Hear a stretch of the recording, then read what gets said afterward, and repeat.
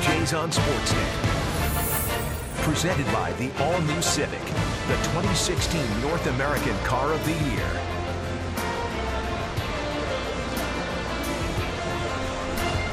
Great to be with you on this Junior Jays Saturday from the Rogers Center. Game 2 of a 3-game series between the Blue Jays and the Seattle Mariners. A tough one last night for the Blue Jays as Scott Servais and his Mariners took care of business against Toronto 2-1, and Paxton got the victory. Here is the lineup on this Saturday.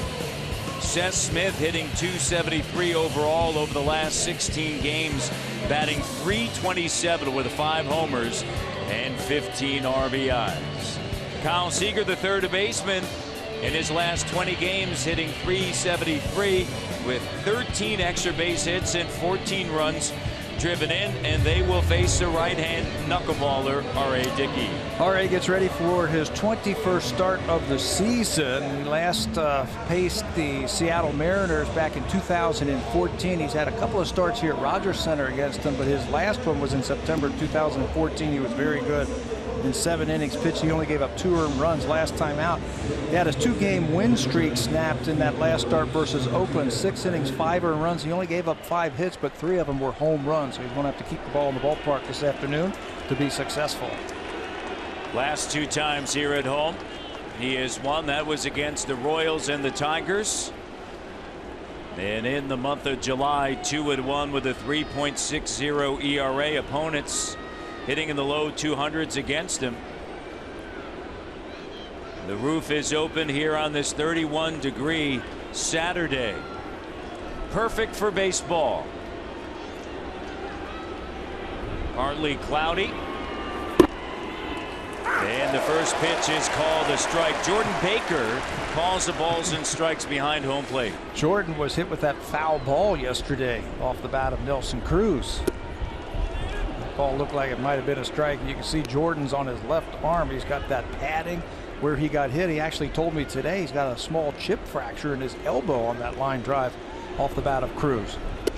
Says, you know what? I don't need to use my left arm to call strikes. No. So he said he should be fine. Count 2-1. He was unable to get out of the way of that liner. This one hit in the air to left field toward the line, settling underneath it is Saunders. Aoki is out. The defense behind R.A. Dickey, Saunders, Pilar, and Ezekiel Carrera is back in the outfield. Donaldson to Lewitsky on the right side. It's Travis and Justin Smoke at first base. The battery, as per usual, Dickey and Tolley. And in right field, Ezekiel Carrera. It's been 1 week since he has started a ball game. Last time in Oakland. Back out in right field, he had that Achilles tendon problem. In on the hands, it jams Smith, and up in the air in foul territory. Donaldson is able to capture the second out. Boy, keeping those 2 guys off the bases before the thunder comes up really going to help you out this afternoon. You've got Cano, Cruz, and Seager coming up. Anytime there's somebody on base, it makes it so much tougher. Well, Aoki started the game last night with a triple and later scored on a ground ball, fielder's choice. Robinson Cano is the hitter, batting .300, 22 home runs, 61 RBIs. And Dickey deals, and the first pitch is in there for a strike, 81. He must have known he was taken all the way as R.A. poured in a fastball there. He's been doing that a little bit more lately, using his fastball just a little bit more, changing speeds with the knuckleball, trying to sink the ball, trying to give the hitter something different to look at. Quickly ahead of the count now, 0-2. Cano last night 0 for 5. He did have an RBI driving in. Aoki, watch out as that one is hit into the stands. Great crowd last night. There'll be another great crowd here today.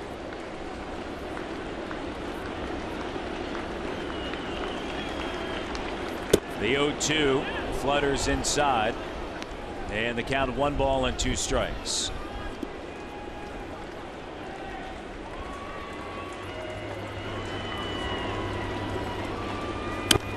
in on the hands and fouled back. For the most part, R.A. Dickey in his career has handled Robinson Cano. Cano is an exceptional hitter with power, ability to drive the ball anywhere in the ballpark. He's faced him 29 times. He's only given up 8 hits to Robinson Cano.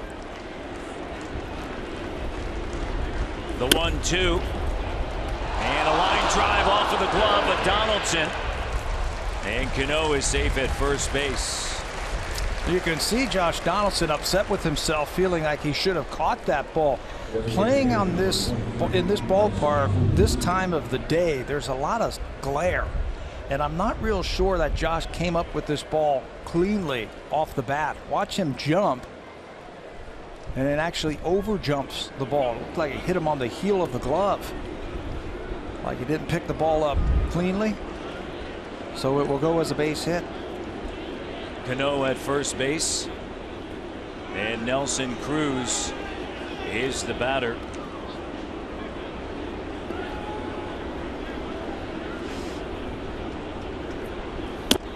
And off of the glove of Tolley. And Cano's going to head down to second base. Well, the good news on all of that is it will probably be a pass ball. But the good news in all that is shows you the kind of knuckleball R.A. looks like he has today. Watch this thing coming towards home plate, and the movement right at the end off the glove of Josh Tolley. Josh will pick up another pass ball off that one, but no harm, no foul. Cruz fouls that one back, and quickly 0-2. Cano at second. Cruz hitting .287, 23 home runs and 58 RBIs. Mariners last night struggled with runners in scoring position. However, they came away with the victory 2-1. They left 10 runners on last night. Marco Estrada, first time we saw Marco pitch since July 2nd. Left a runner on every inning but the second and the ninth. Cano threatening in every inning. Back at second, and Cruz swings and misses as R.A. Dickey strikes out Cruz in the top of the first inning, and Cano is stranded at second base after a single.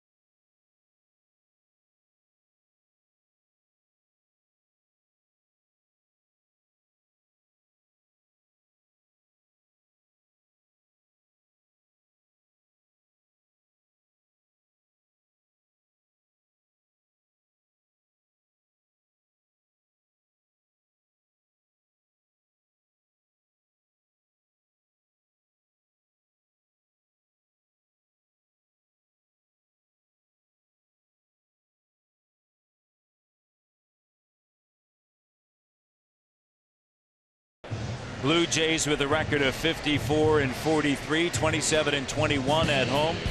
John Gibbons' lineup reads like this: Ezekiel Carrera, Josh Donaldson, Edwin Encarnacion over the last 21 games hitting .312. Michael Saunders, Troy Tulowitzki, Justin Smoke, Kevin Pillar, Devin Travis, last 7 games hitting .321 with a home run and 3 RBIs, and Jason Tolley hits 9th. They will face 35-year-old Asashi Iwakuma. This is his 117th major league start. He's 10-6 with a 401 earned run average. Win number 10 came in his last start. That was against Houston. He was pretty good. 7 innings, 2 hits, a walk, and a season high 8 strikeouts versus the Astros. For his career, he's 3-1 against the Blue Jays. He's only given up 8 earned runs in 30 innings versus the Blue Jays. He has been very tough on him. Seager in at third. And Iwakuma deals, and the pitch is high. He's on a roll over his last 4 starts, Tabby. 4-0 with a 2.39 ERA. And over his last 11 starts, 9-2 with a 3.75 ERA, and the 35-year-old brings it to the plate, and it's now 2-0. And we talked about the adjustments that the Blue Jay hitters have to make this afternoon from James Paxton last night, who was at 98, 99 miles an hour with his fastball, sharp breaking ball. Iwakuma's fastball barely hits 90. That one off of the pitcher over to second, on to first. And there's one away. Boy, that ball was heading to center field, but Iwakuma at the last second is able to lift his glove and deflect that ball right to Robinson Cano, who's going to finish off the play at first base. A defensive move to keep that ball off of his body. It will go for an out. One away here in the bottom of inning number 1. Josh Donaldson 1 for 4 last night. James Paxton did a superb job silencing the potent bats of the Blue Jays. Donaldson, Encarnacion, and Tulowitzki. They struck out a combined 8 times facing James Paxton last night. The 0-1. Donaldson's numbers better thus far this season than they were this time last year in his AL MVP season. And the 1-1 in tight, and he jumps out of the way. How did he get out of the way of that one? Little two-seamer that was running in on him. Josh isn't wearing his sunglasses. We usually see him wearing his sunglasses on day games like this. Here's Iwakuma's two-seamer. Rolls in and he spins out of the way.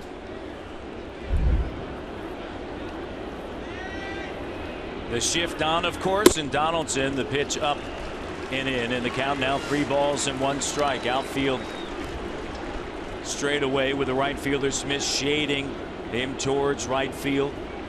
Iwakuma down to the count. Edwin awaits, and the 3-1 pitch, and it's low, and it's a 1-out walk here in the bottom of inning number 1. Behind the right-handed pitcher, Aoki in left, Martin in center, Smith in right field. On the left side, Seager at third, O'Malley at short, Cano and Lind on the right side. Lind, the former Toronto Blue Jay, traded for Marco Estrada. Estrada pitching last night. And the Mariners got some bad news yesterday, having to put their starting shortstop on the disabled list, Ketel Marte. That's Sean O'Malley, who will now play shortstop. Marte diagnosed with mononucleosis.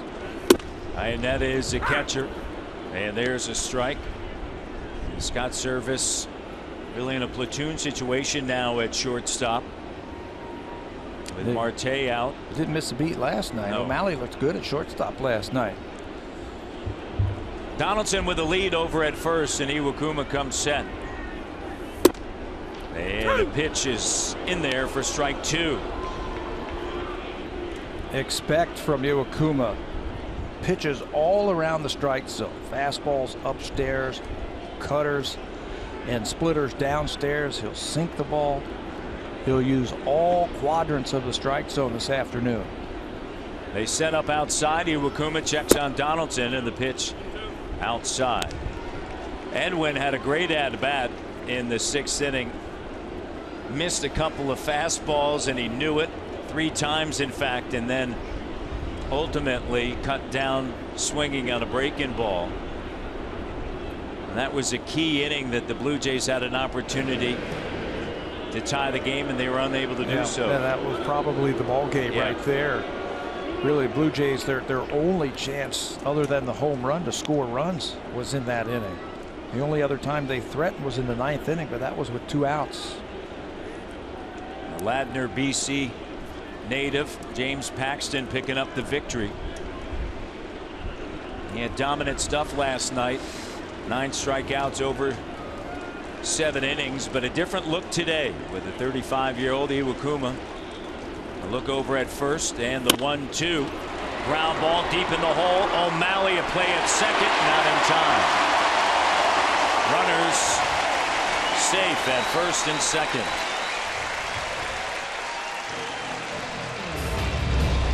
Michael Saunders missed the other day's game on Wednesday. They had an off day on Thursday, and then his first at bat does this with a 3-1 fastball. His 7th home run this season off of a left-handed pitcher.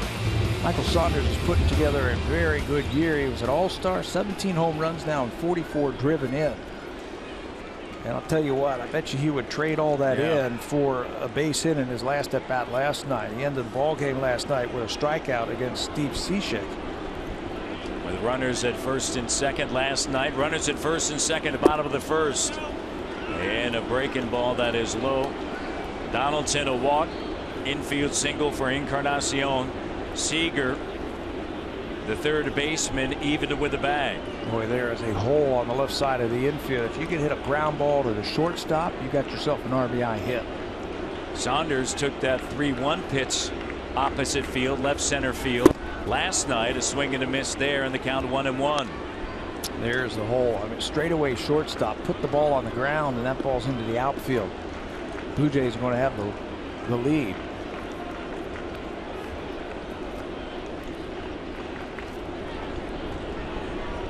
Saunders 1 for 4 last night. Count 1-1. Iwakuma looks back at second, and the pitch moves off the plate, and the count now 2 balls and 1 strike.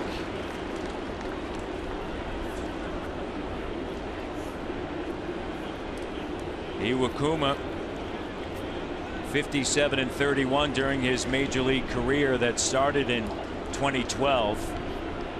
That's the 4th best winning percentage in the American League since that time. 2 on here with a 1 out. Bottom of the first, Saunders. And the count now even at 2-2. Jordan Baker, home plate umpire, says you got to catch that one. Chris Iannetta, we've already documented how he got hit with the line drive, and now he's saying, okay, next one of those you got to get the body on it. You got to catch it. I'm tired of taking these line drives off my body. Jordan Baker's a big target back there. Yes, he is. What would you say, about 6'6"? 6'6"? From Oklahoma City. I asked him today, you ever play other sports? He said, I played some basketball in high school. He said, you look like a basketball player. Runners at first and second, in a count of 2-2 to Saunders, and a play back at second and nearly thrown into center field, as O'Malley was able to snare it. One more time. That is the daylight play. If you're a pitcher and you look back there and you see that shortstop, little daylight between the shortstop and that base runner, just fire the ball to second base. He's going to be there for you. Blue Jays start the day 2 games back in the American League East, and it is tight with Baltimore, Boston, and Toronto.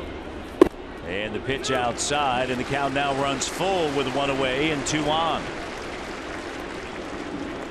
Carrera hit a hot smash right back to the pitcher Iwakuma, who got a piece of it off of his glove, and it ended up in the glove of Cano at second base. That's the lone out here in the bottom of the first, and then Donaldson walked in an infield single deep in the hole at short. Encarnacion over at first base now. Donaldson with a lead at second.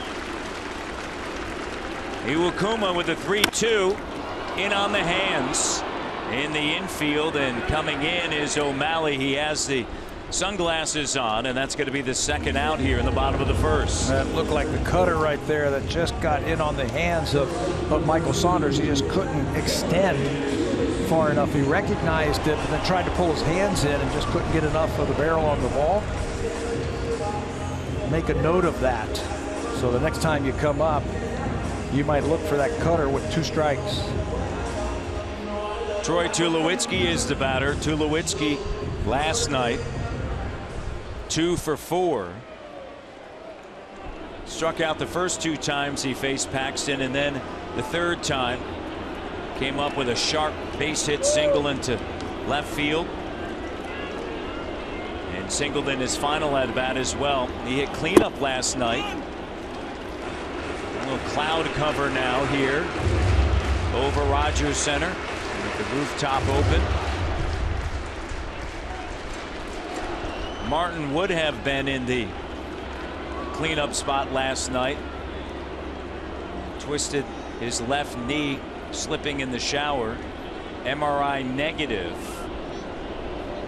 Check it out day to day, saying today was better than yesterday. So it's good news. And the emergency catcher, just in case. Darwin Barney. Darwin Barney. I asked him today, I said, where are you playing today? He says, right over there on the bench. Unless I have to put the tools on and get behind the plate. Now, this guy's awesome. He gets it. He was in left field yesterday for the second time. Used Pilar's glove, and yesterday got some equipment and ready to go if need be behind the plate. And a strike. 2-1 now to Tulo.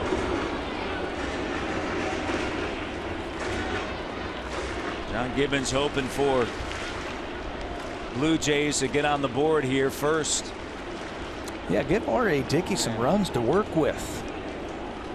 He has been pitching in so many tight ball games. He always ends up pitching against the other team's #1. So runs have been hard to come by. Iwakuma to the plate and a ground ball. O'Malley goes a short way to second. And out of the inning, Blue Jays unable to get Donaldson home. He was stranded at second. Edwin stranded at first.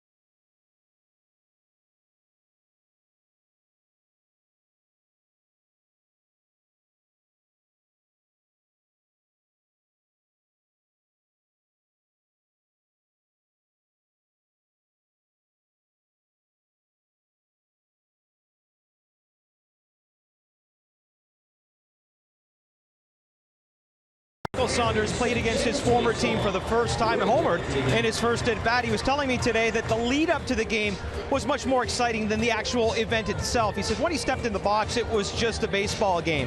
Having said that, he says going back to Seattle later this year is something that's really going to be the big one for him because, of course, he missed out on that opportunity last year.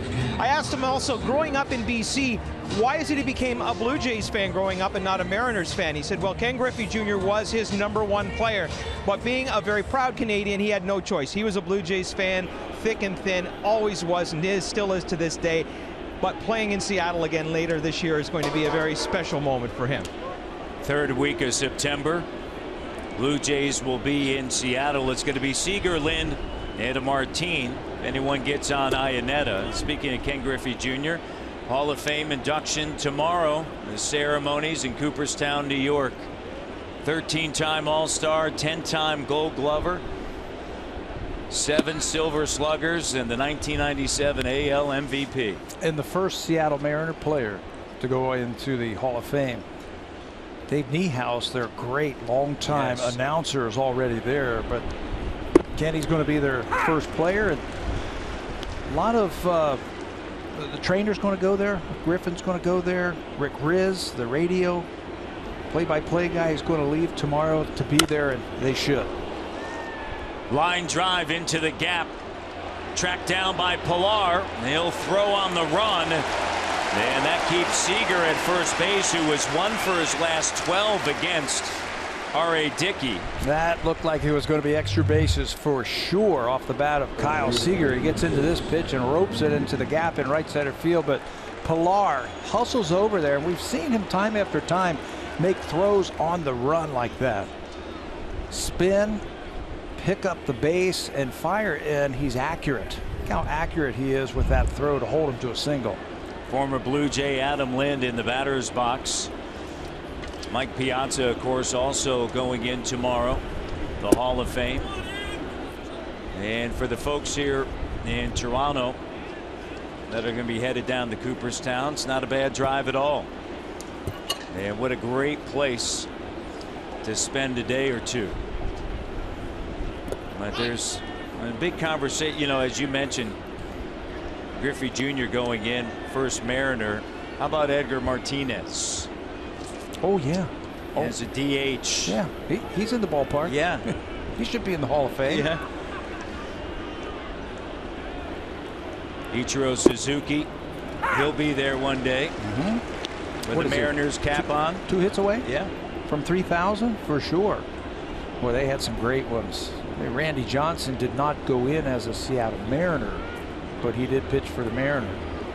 Jamie Moyer, by the way, is the winningest pitcher in Mariner history. 145 wins. Lind with a count of 2-2. Wasn't happy with that check swing. Scout Service says, all right, I saw it. Lind was 1 for 4 with a double last night. And Dickey checks in on Seager over at first base. Adam was asked what's he going to do in his return to Toronto. You know, the first thing he said he did? I went and saw my barber.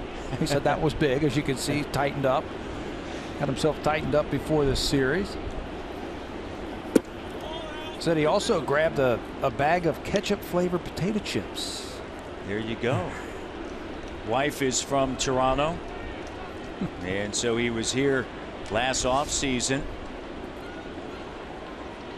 during the postseason for the Blue Jays, and then at Christmas time he was here at the Rogers Center. He saw Disney on Ice and said he had an opportunity at that time to say hi to a lot of the folks that work here at the Rogers Center.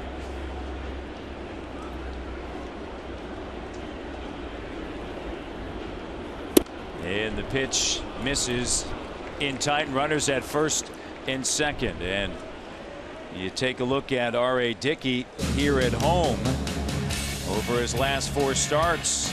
He's been good. Unbeatable. 296 earned run average. Opponent's batting average of just 230 against R.A. And what he has done, look at that last column right there. Opponent's batting average with runners in scoring position just 2 for 17. He has locked them up. Detroit, Kansas City, Cleveland, and Philadelphia are the 4 opponents that he pitched against. Leonis Martin is the batter, hitting .242. Nobody out here in the top half of the second inning. First 2 on for the Mariners. Seager, a base hit. He's at second now after the walk. In at third is Donaldson, and the pitch misses in the count of 1-1.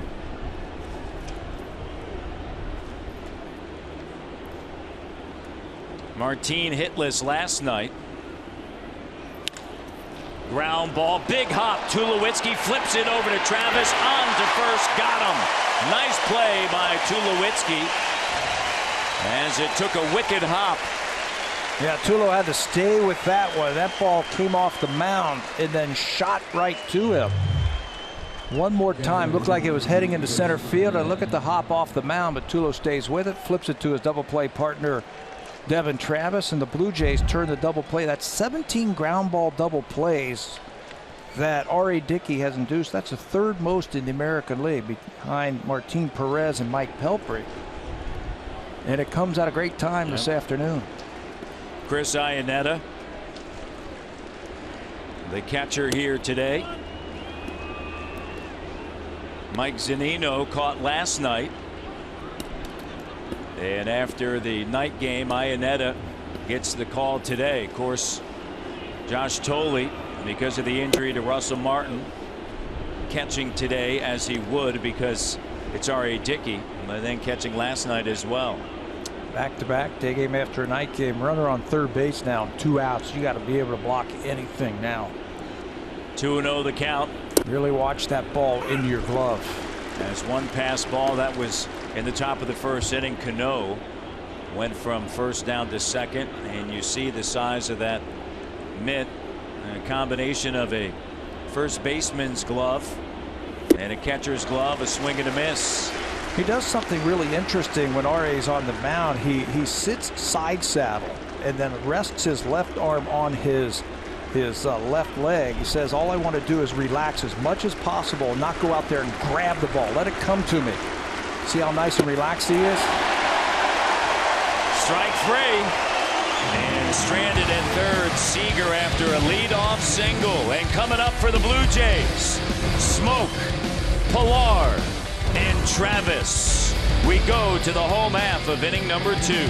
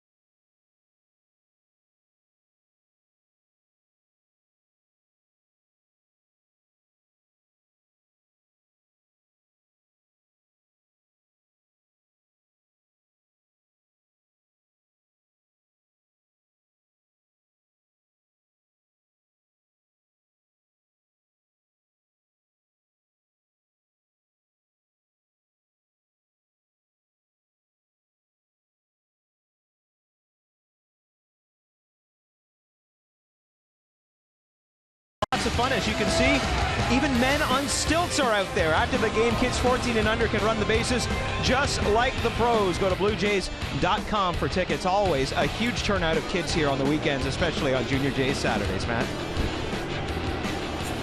Great day to be at the ballpark. Toronto leads the American League in attendance. And another day game tomorrow. The batter is Smoke. Last played on Wednesday, a defensive replacement for Edwin Encarnacion. That was in Arizona, National League City and Phoenix. Fouled off and was last in the lineup. The final game of the 3-game set against Oakland at the Coliseum. Former Mariner getting his first look at his former teammate, Masashi Okuma.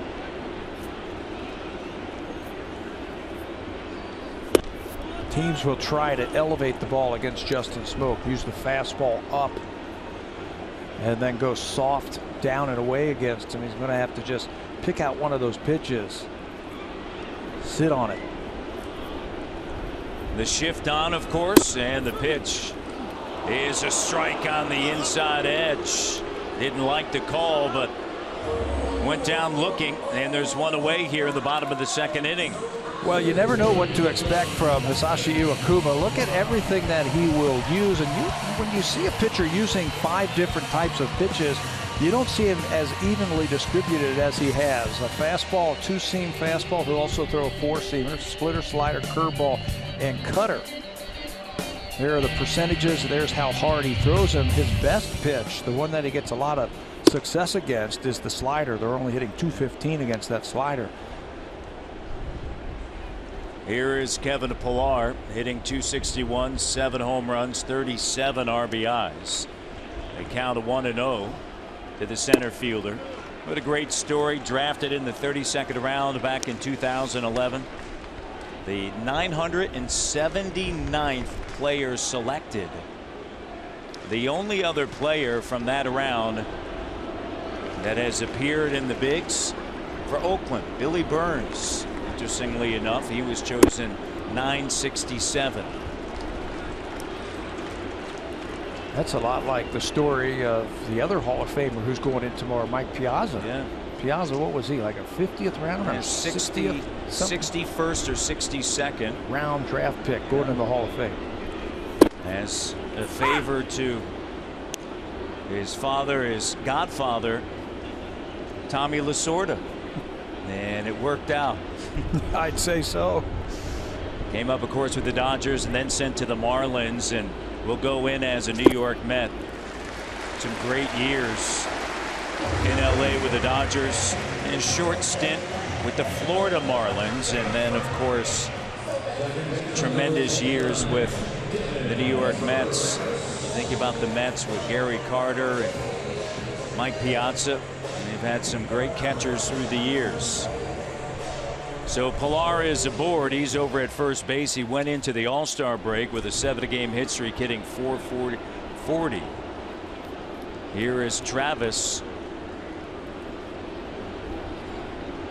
Devin Travis with a runner at first, double play depth, and the pitch is a strike.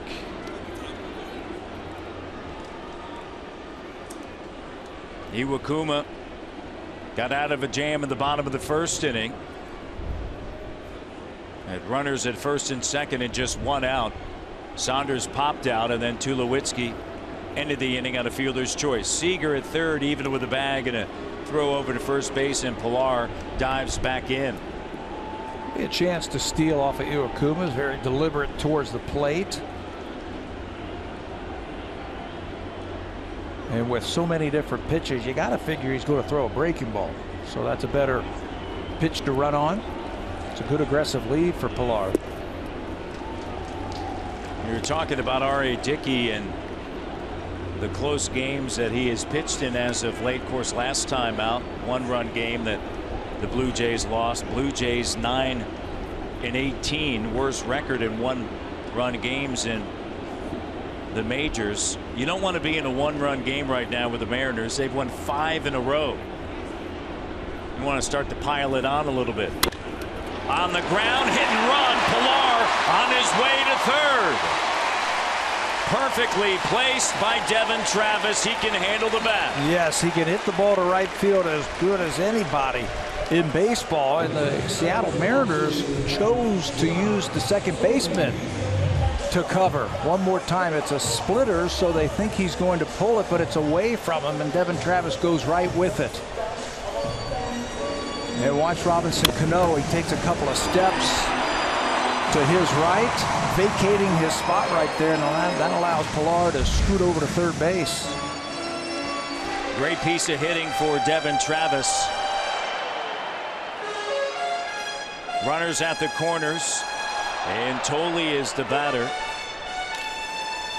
Josh hitting .157 with a home run and 5 RBIs. The first time since June 29th at Colorado, and then June 30th here at home against Cleveland, that he has started in back-to-back games. Back-to-back games, and now he's got to get that run in. He's been swinging the bat a little bit better lately with a little bit more authority. You see, he's raised his hands a little bit higher to give himself a little bit more leverage to get the ball in the air.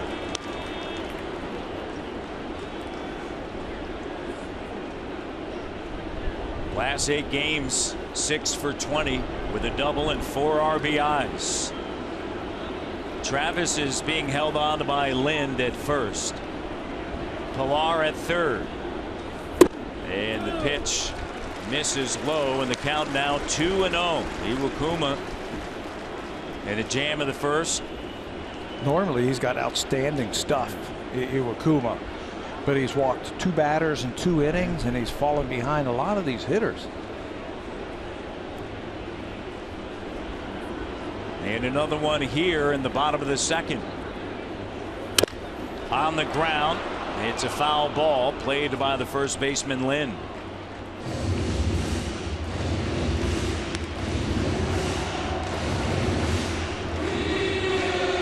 Pilar goes back to third, and Devin Travis back to first.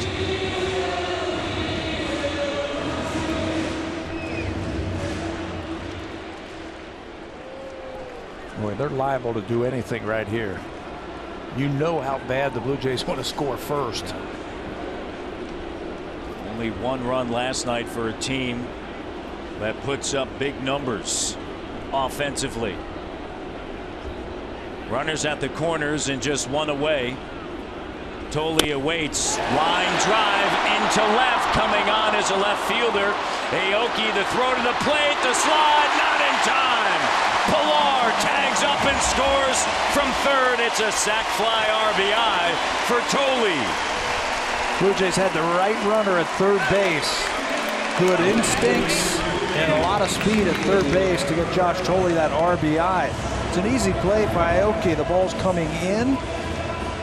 Hit on a line to left field. All his momentum is coming towards the plate, and it's a shallow line drive. But he's off.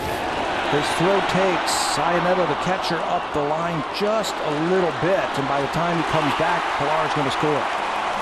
Here's Aoki with 2 outfield assists. Can't get his third.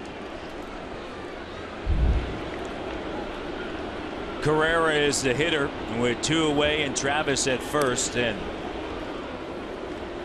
Iwakuma checks in on him. One more time on this slide. Feet first, and then the hand touches the plate. Good instincts, good speed to score the game's first run. Picking that outside part of the plate, staying away from that potential sweeping tag, which it was, but he found the right spot. Pilar. Carrera first time up and hit a smash right back to Iwakuma off of his glove, but it was corralled by Cano. And I got to give the green light right here to Devin Travis at first base. Pick on a pitch, get yourself into scoring position with 2 outs. He's 3 for 4 in stolen bases this year.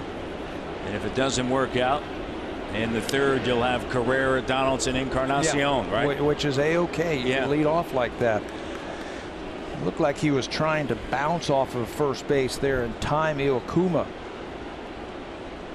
But the veteran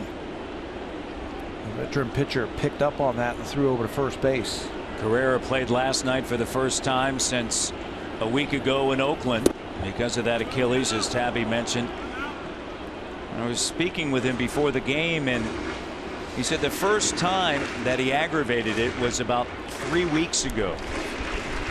And then, of course, he had the All-Star break, got some proper rest, but then last Saturday, it really tightened up in Oakland. He was a pinch hitter last night in the 8th, and then he played right field in the 9th. He's a batter here, 0 for 1, and the 2-0, the runner is off. Had a good jump. Boy, that's where you got to take a pitch right there. You got to give him a chance. He's 2-0. Give him a chance. He had that base stolen. Watch him one more time. This fastball up. And Ionetta got right off the instep. But you take that, you give him a chance to steal. He got a great jump. Almost a running jump over there at first base. Last 15 games, Carrera hitting 189. Here it is one more time. Watch him. He's timing, and he's off. Yep. He had that one stolen. Pitch was up. Ionetta. And a ground ball handled by Lind. And that's going to do it. 3 unassisted. But not before Kevin Pilar tags up from third and scores on a sac fly RBI off of the bat of Josh Tolle.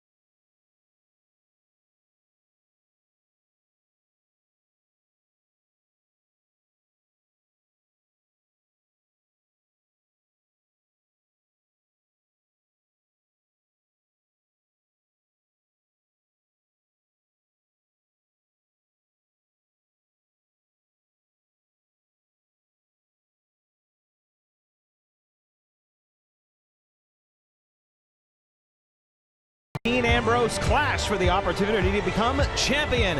It's WWE Battleground. It goes tomorrow on the WWE Network. Visit WWE.com/Canada for more information. Let's get you now back to Matt and Pat. Blue Jays lead 1-0 through 2. Here on this gorgeous Saturday. Another outstanding crowd here at the Rogers Center. And Sean O'Malley to begin things, and back to the top of the order in Aoki and Smith. The numbers for O'Malley, playing for Marte, who is out because of mono, and a count of 1-1 to RA. Last time out in Oakland, he had the lead, but then gave it up, and the Blue Jays eventually lost that game. Yeah, the problem that he had, again, he only gave up 5 hits in that game, but 3 of them were home runs. Yep. Chop charging is Donaldson. That's going to be a base hit for O'Malley.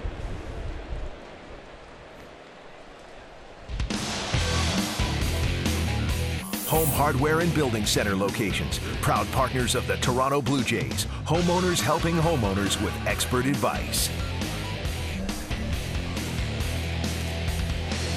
The Blue Jays lost that game 5-4. Chris Davis had a couple of home runs in that game. And Ryan Healy, his first big league hit was a home run, a 3-run home run. That was in the bottom of the 2nd inning. About the magic wand the Seattle Mariners are throwing out there in these first 2 games. They're swinging it and they're finding the holes. That time O'Malley got jammed up. Well, you go back to last night. Seth Smith, game winner down the left field line, right off the end of the bat. I mean, you can't defend everything, right? O'Malley over at first, and Aoki swings and misses. He tripled to begin the game last night and later scored, and then his next time up in the 3rd he doubled but was stranded at 3rd. 2 for 5. First multi-extra base hit game of the season for Aoki. And in on the hands and hit foul above the Blue Jays dugout, back into the stands. Leadoff batter aboard. That's O'Malley. Blue Jays lead here, top of the 3rd, 1-0. The scheduled starter tomorrow, Jay Happ, will go against Wade Miley. Of course, that would have been Mike Montgomery's turn, but Mariners decided to deal him to the Chicago Cubs. Things are starting to happen. Boston Red Sox very active. Dave Dombrowski. And over the last couple of weeks. And checking in over at first base. Smoke applies a tag, and O'Malley is back safely. Blue Jays made a roster move today. Chris Colabello was actually DFA'd off the 25-man roster just before the ball game today. He will go back down to the minor leagues and play for Buffalo. His 80-game suspension over today, and Aoki fouls this one off to the left side. Off of the 25-man roster, and that enables him to be optioned. You typically hear of the 40-man roster designation. Right. Where you have to release or trade or outright designate. Outright designate them, but off the 25 you can option them down there, the revocable waivers.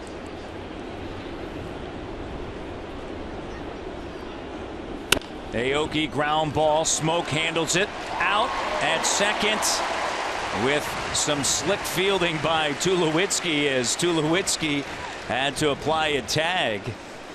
You know, Troy is so in the game. He fundamentally sound as a shortstop, always thinking about who the runners are, where they are in the lineup.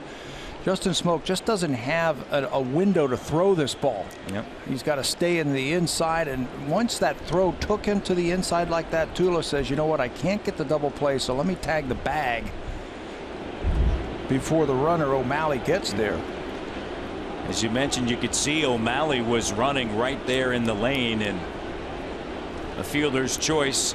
Aoki is over at first base with a lead. The batter is Seth Smith.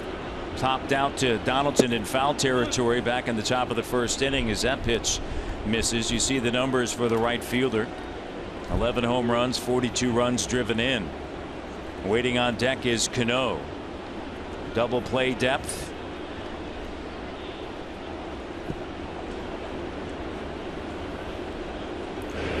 Well, Smith not really Aoki a threat to steal. He's at 11, but he's only been successful 4 times.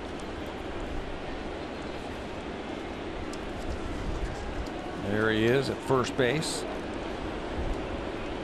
Been thrown out 7 times this year. Which means you should have a stop sign. And that pitch is up and in. Hit batter. Saw that last night where Estrada hit 2 batters. First 2 of the season. Yeah. This time it's a knuckleball. He holds on to it just a little bit too long. Hits him in the thigh. So they've had base runners on in every inning. They've had runners in scoring position in every inning.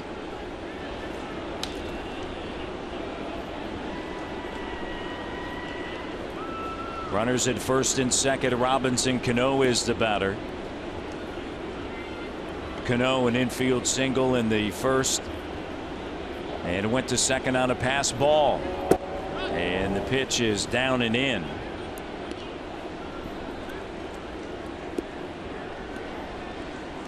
Cano 0 for 5 with an RBI last night. Named to his 7th All-Star game. 6 in the past 7 seasons, and back-to-back hit batters by R.A. Dickey, and the bases are now loaded for Nelson Cruz. So in trouble here in the top of the 3rd inning.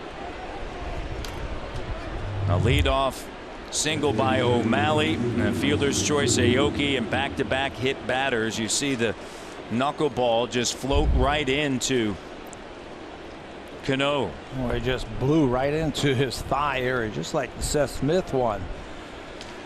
And now you got to deal with Nelson Cruz, whose numbers against the Blue Jays are off the charts. The dangerous Nelson Cruz is the hitter.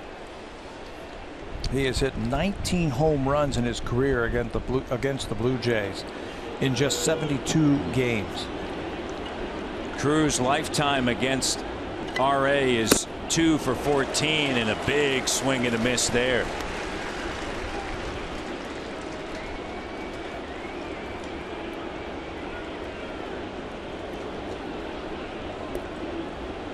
Bases loaded at third. Aoki. Smith at second. Cano at first. The 0-1, and that one misses high.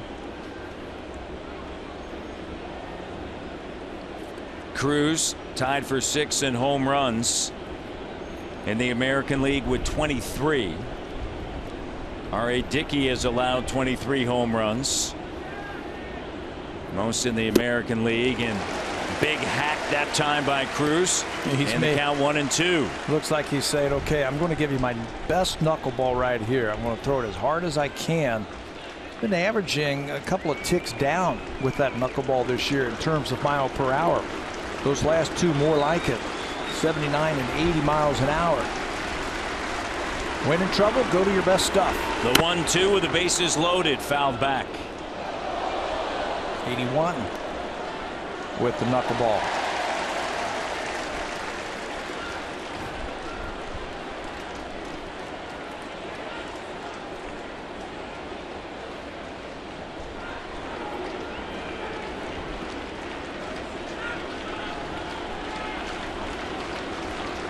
Cruz awaits the 1-2 with the bases full of Mariners, and this one driven into deep center field. Going back is Pilar, and it's gone. A grand slam. Tell you, the guy has been a one-man wrecking crew against the Blue Jays in his career. I saw him have a game where he drove in 9 runs against the Blue Jays when he was with the Texas Rangers. That's going to be the 3rd grand slam of the season for the Seattle Mariners. Robinson Cano has one, Seth Smith, and now Nelson Cruz with his 24th home run, erases that 1-0 lead. His 9th grand slam. Nelson Cruz, his 24th home run of the season. He now has 62 RBIs, and R.A. got himself in a jam and with the 2-hit batters, and then this one with a little bit of movement, driven to deep center field. Going back is Pilar, off of the bat is Seager, and 1 step shy of the wall. He reels it in. You know, you saw it beautifully on that super slow-mo right there. The knuckleball wasn't knuckling, it was actually spinning, side spin. So it stayed on the hitter's plane long enough for Cruz to belt it into the stands for the home run. That's when you want to get that good movement so you can get the strikeout. 4-1 now, and with 2 away in the top of the 3rd. Adam Lynn, the batter, he walked back in the 2nd, and the pitch is in there, strike.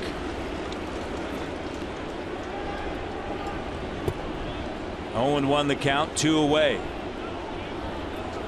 Nelson Cruz with the home run here in the 3rd. That's 20 home runs now in his career versus the Blue Jays in just 73 games. 20. And there's strike 2. Played for Texas, Baltimore, and now the Mariners, where he's done the bulk of his work against the Jays. A rarity too for R.A. this season. You know, 18 of the home runs that he's given up this year have been solo home runs. And that one a grand slam. And Lynn strikes out. And that ends the top of inning number 3, the 3rd strikeout for R.A. Dickey, but not before Nelson Cruz launches this one to deep center field. Seattle leads 4-1.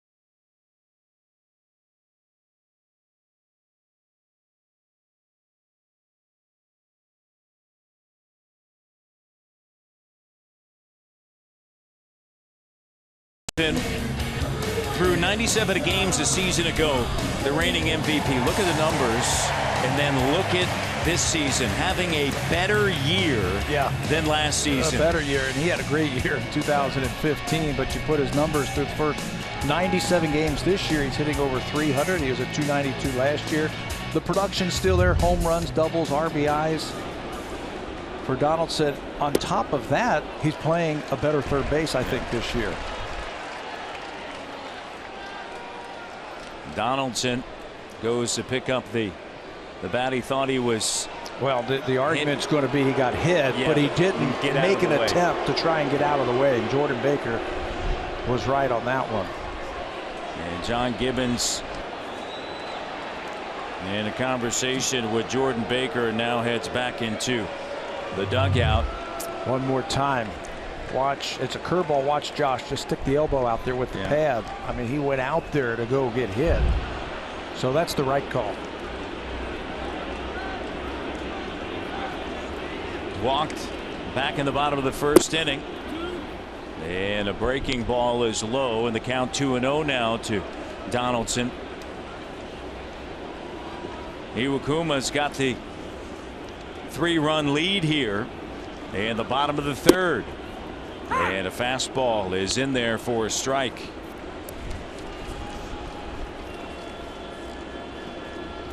Last time out beat Houston. He took care of business against Kansas City. And Baltimore and Pittsburgh, a part of his 4-game winning streak, as this one's fouled off to the right side. He's been impressive over those last 4. Last time he lost was June 22nd. That tabby was in Detroit.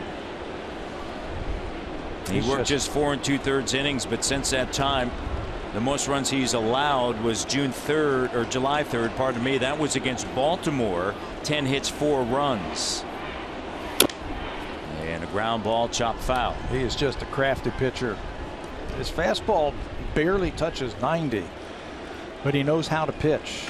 There are the numbers against the Blue Jays: 3-1 with a 240 earned run average. That translates to just 8 earned runs given up against the Jays. He keeps the ball down, throws the ball all over the place, and he's got a wide assortment of pitches that he can get you out with. Last 2 times out, allowed a combined 1 run. That was at Kansas City.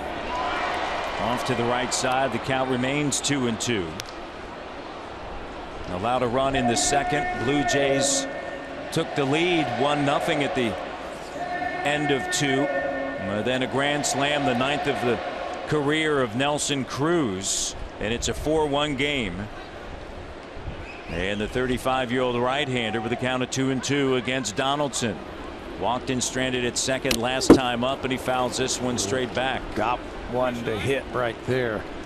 They wanted to go inside with a fastball, and he left it out over the plate.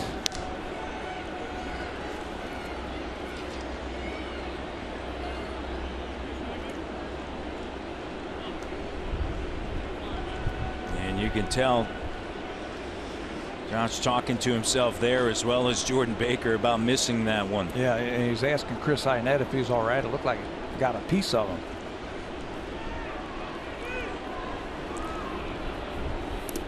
Donaldson understands how tough it is back there. The former catcher.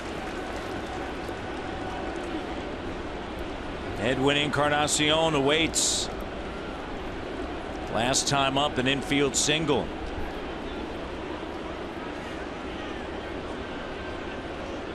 Iwakuma has the sign, and here's a 3-2. Breaking ball off the end of the bat, right out in front of the plate. Iannetta on the run, gets him at first. And 1 down. Well, you got Edwin Encarnacion coming up, and I know all about the Edwin, and I wanted to know, well, when did it start? So I went up and asked him. I said, when was the first time you did the Edwin? Well, it was in this ballpark against this pitcher. Iwakuma delivers this pitch. It's going to be a grand slam. Now watch Edwin as he comes around first base. He's going to give the high. He wants to give a high five and a fist pump, but there's nobody there, so he just keeps his arm up. And that's where it started right there. They walked Bautista before him. He hit the big grand slam in 2012 against Iwakuma, and that was the birth right there of the Edwin. So you saw it here first on Sportsnet. He's refined it since then. Just a little bit. He's refined it. Yes. He's got a room for the parrot. You know, I love it. He said, my teammate said that was pretty cool as you went around the bases like that with your arm up like that. And Edwin said he went back and he got the film and he saw it and he goes, you know what, you're right, that is pretty cool. I think I'm going to start doing that after every home run. And now it is known throughout Canada. Known throughout baseball. Chop foul.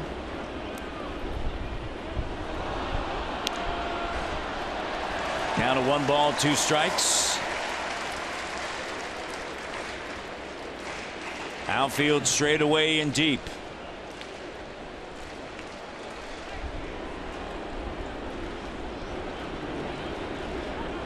Blue Jays down 3 runs, and Iwakuma with a 1-2 got him, as that one was down and in.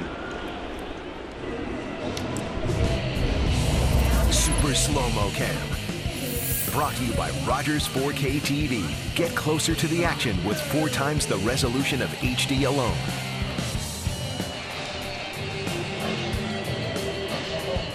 Two outs. And Michael Saunders is the batter. Last time up, he had runners at first and second at the bottom of the first inning. And he popped out.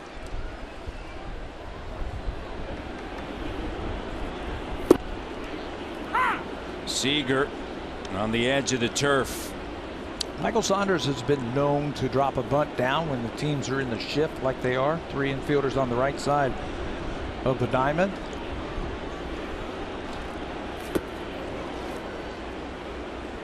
And now he can move back to straightaway shortstop, and there he goes.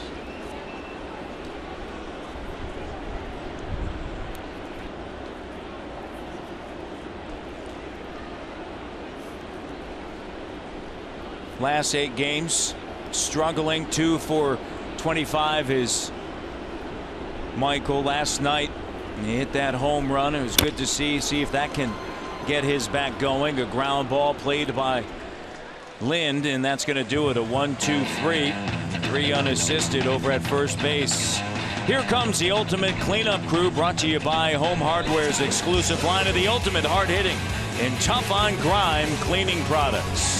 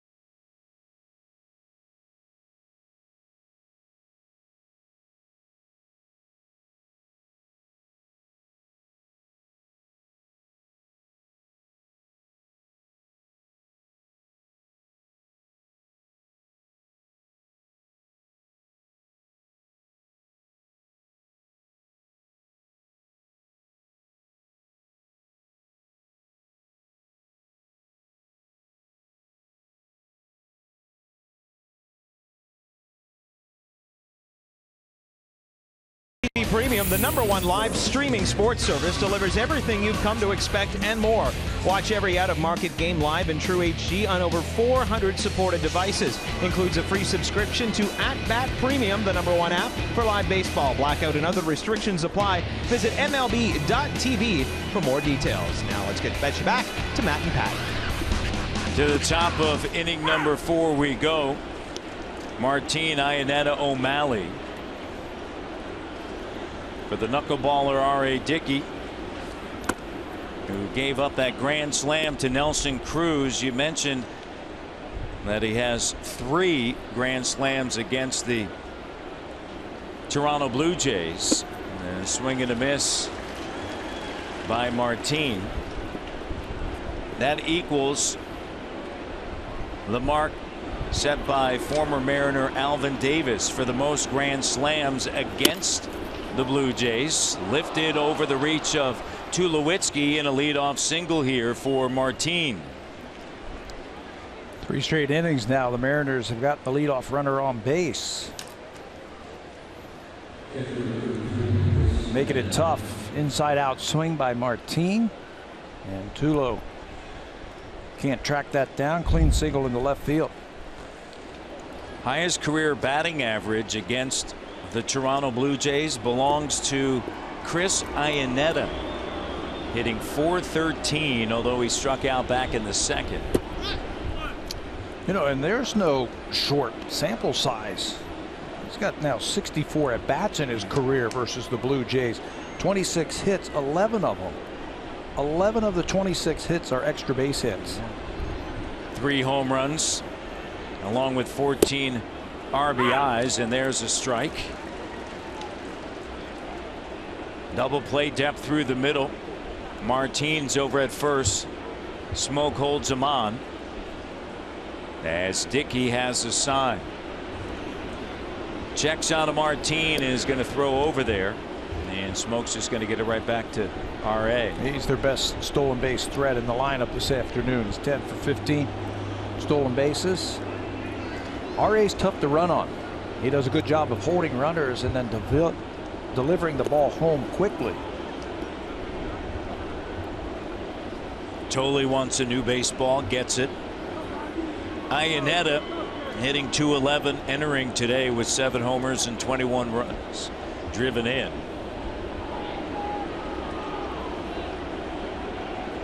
Martine with a lead at first, and the pitch to the plate up and in.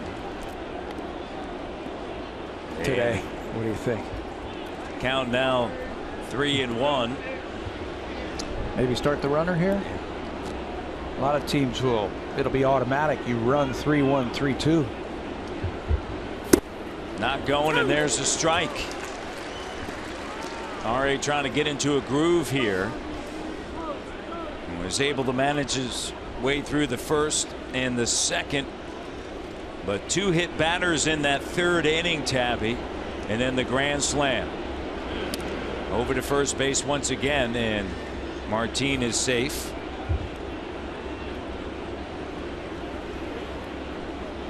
They've already turned 1 double play today. They could use another one right here. And that one just misses. Dickey wanted it. And a couple of comments there to the home plate umpire, Jordan Baker.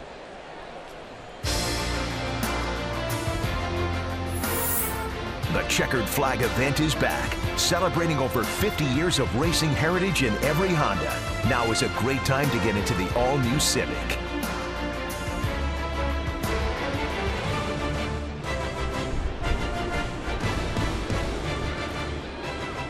Runners at first and second base. You see John Gibbons and Pete Walker, the pitching coach, in conversations about R.A. Dickey. Some movement now happening down in the bullpen for the Blue Jays. Some stirring. As we mentioned, last 2 times that he has pitched here at home, he has been successful. Picked up a couple of wins prior to that. 0-6 here at home.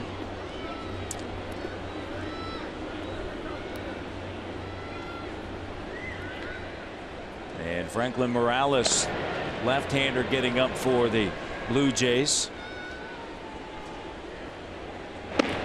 Thought they might try and bunt at some point here to get some add-on runs. They've got the proper runner out there at second base. Pulled it off again. Ground ball to Tulowitzki over to first base and safe. O'Malley hasn't hit the ball hard yet, but he's been aboard twice. Infield single off the end of the bat. It looked like a bunt that time to deep shortstop. Blue Jays going to take a look at this one.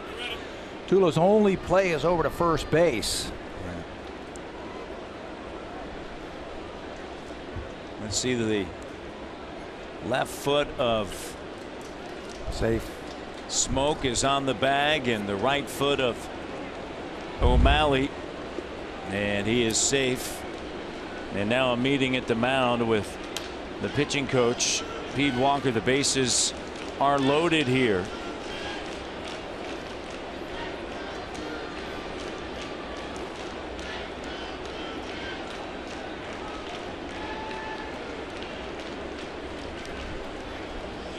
R.A. Dickey with nobody out here in the top of the 4th inning. Aoki is the batter, fielder's choice back in the 3rd, and he was at 3rd when Nelson Cruz hit the grand slam. So consecutive innings now that the Mariners have had the bases loaded. Martine, a leadoff single, he's at 3rd. A walk to Iannetta at 2nd, and an infield single for O'Malley. He's 2 for 2. He's over at 1st. In on the corners, and a swing and a miss. You know, batters, when you're facing a knuckleball pitcher, you want to get right on top of the plate, and you want to make it tough for those pitchers, those knuckleball pitchers, to throw the ball into the window. Look at Aoki on top of the plate. His arms are hanging over the middle. A liner off of the glove of Tulowitzki, and 1 run will score. So a line drive right off of the glove of the shortstop Tulowitzki. It's now 5-1. Boy, that is unfortunate right there, because that could have been a double play. Line drive, he catches it, he flips to second for the double play. Yep. But it's going to go as a hit and another run. So unable to grab that one. And it's a single and an RBI. Aoki, that's his 12th RBI. Bases remain full. And now John Gibbons is going to come out and take the walk out to the mound with R.A. Dickey, the right-hander, here on this Saturday. Tough outing for R.A. here at the Rogers Center. Unable to get that knuckleball going the way he wants it to go. 5-1 Seattle here in the 4th.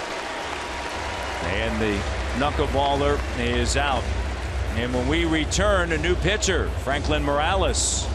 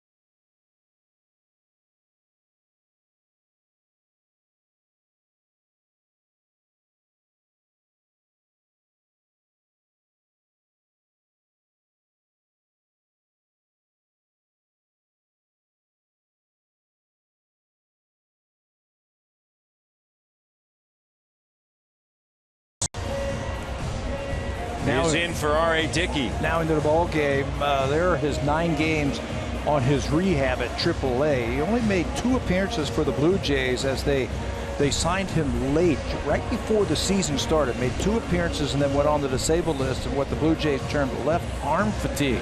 Spent 60 days on the DL, did his rehab down in the minor leagues, Dunedin and at Buffalo. There are the 9 games. Morales now comes in here. They've got a lefty, and then Cano at right in, and 3 more lefties. As R.A. Dickey throws 3+ innings today, the runners on base are his responsibility.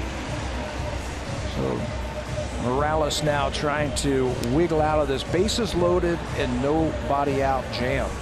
Iannetta over at third and O'Malley at second. At first base, Aoki with a line drive off of the glove of Tulowitzki and an RBI. The shortest outing of the season for R.A. Dickey. Unfortunate for the veteran knuckleballer from Nashville, Tennessee. Third outing this season. Back on April 15th in Boston, he worked 4 2/3. 3+ innings, as Tabby mentioned, here on this Saturday in Toronto. Bases are loaded, nobody out. Morales will deal with Smith. And the first pitch is outside as Seattle leads 5-1. Smith is one of those players for the Seattle Mariners, who has a grand slam this year. Cano, Cruz, and then Smith. And there is a strike.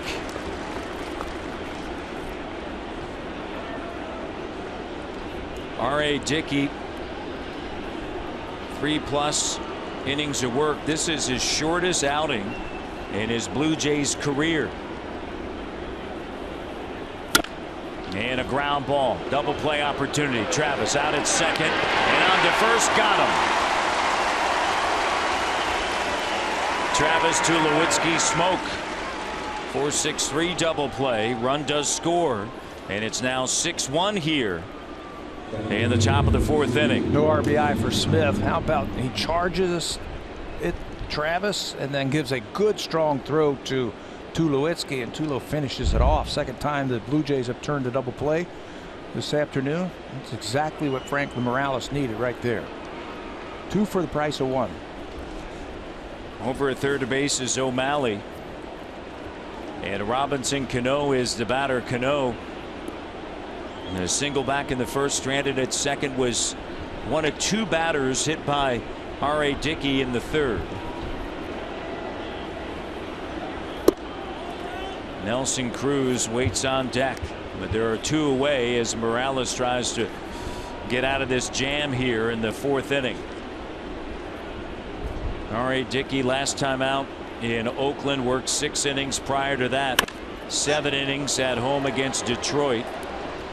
3 straight starts that he worked 7 full innings, and totally over by the batter's box, or pardon me, the Nelson Cruz. He's able to get it, and that is the final out of the 4th.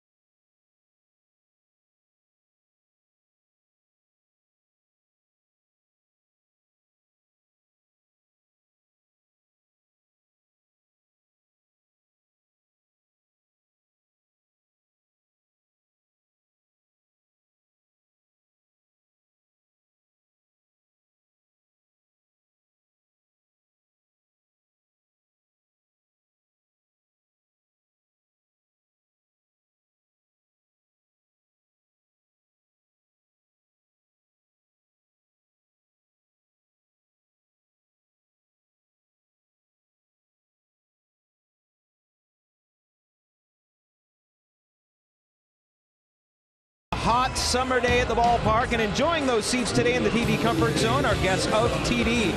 And hey, never say staycation again with the #1 rated travel rewards card in Canada, the WestJet RBC World Elite MasterCard. Visit rbc.com/WestJet to apply today. And once again, a jam-packed WestJet flight deck. Great place to watch the ball game. And a great day here at Rogers Center. Tremendous crowd. Unfortunately, R.A. Dickey, 3+ innings of work, 7 hits, 6 runs, all earned. As Troy Tulowitzki is the batter. It'll be Tulowitzki, Smoke, and Pilar. And it's 6-1. Jays have the offense to get it done.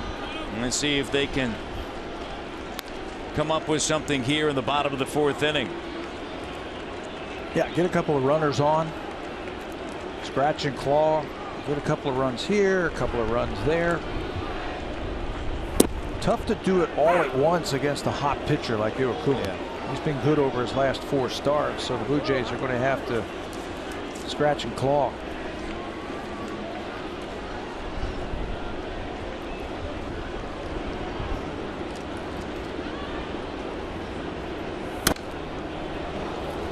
Foul back. And the count 2 balls, 2 strikes. Since coming off of the DL on June 18th, Tulowitzki hitting .314 with 4 doubles, 8 homers, 24 RBIs. Since that time, tied for 5th in the American League in home runs and tied for 6th in RBIs. Ground ball. Seager with a big hop and the long throw to first, and there's one down here at the bottom of the 4th inning.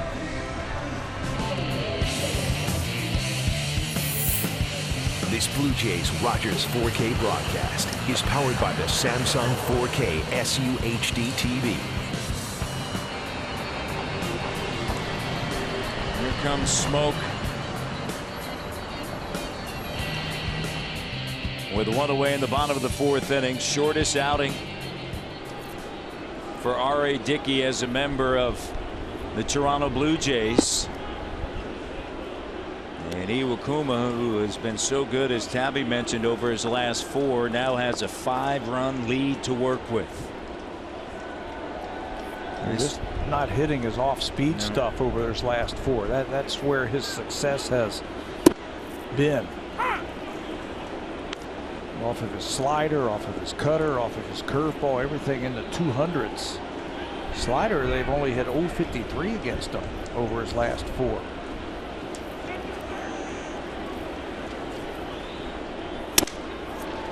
Broken back, ground ball, scooped up, and O'Malley over to first. And there are 2 outs here as Kevin Pillar makes his way to the batter's box. He walked back in the 2nd and scored. Iwakuma has pitched like their ace. You know, they missed Felix Hernandez for the longest time. He was on the disabled list with a calf injury. So Iwakuma, the way he has been pitching, you talk to any of the Seattle people, they say he's their #1. Right now, he's been dealing. Paxton looked like a #1 last night, didn't he? Yeah. The 27-year-old. He looks good, and they got Felix. They crank him up. Iwakuma, they get Taijuan Walker back. Taijuan pitched yesterday in the bullpen, threw off the mound. Yeah. So he might be getting close to coming back. Seattle putting a little charge on. Yes. The Texas Rangers. The Rangers have been struggling lately, haven't they? They have, for sure, and that's really just happened over the last week and a half. Don't look now, but the Houston Astros start play today just 2.5 games out of first place against the Texas Rangers. Seattle starts 5.5 back. Rangers have dropped 8 of 10, and they've lost 4 in a row. And of course, they've had so many issues with their starting pitchers. A lot of injuries, and that's given Houston a chance to get back into it. They're on a nice roll, and rumors around that Houston's going to make a move to try and shore up some of their weak spots. Should be a good race. Absolutely. It's something that, you know, with the advent of the wild card, everybody feels, not everybody, but so many teams feel like they have an opportunity, right? Yeah, they're not going to be out of it. And so it makes it extremely difficult. Look at Seattle. You know, 3 weeks ago, they're like, all right, you know, we got to take a look at a lot of different things. And all of a sudden now you're looking at it like, hey, look at, you know, we're just 5.5 back. We're playing some good baseball right now. All it takes is one sustained hot streak. Yes. Give me 2 weeks of playing hot baseball and you're going to be in it. Backhanded by Cano. The off-balance throw to first, and Pillar is out. It's a 1-2-3 inning here in the bottom of the 4th inning. Time now for a Blue Jays Central update. Here's Jamie and Johnny in the Samsung broadcast studio.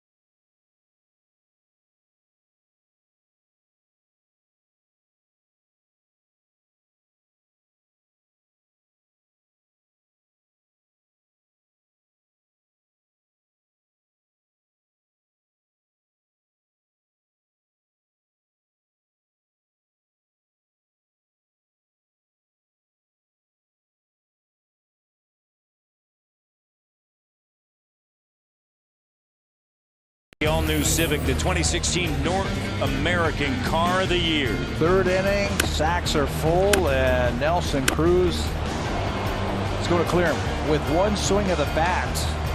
His 20th career home run versus the Blue Jays, his third grand slam against the Jays in his career. Our drive of the game that gave the Seattle Mariners a 4-1 lead. Nelson Cruz, I've seen him do this in the past. He lights up with runners on base, and he does it again this afternoon.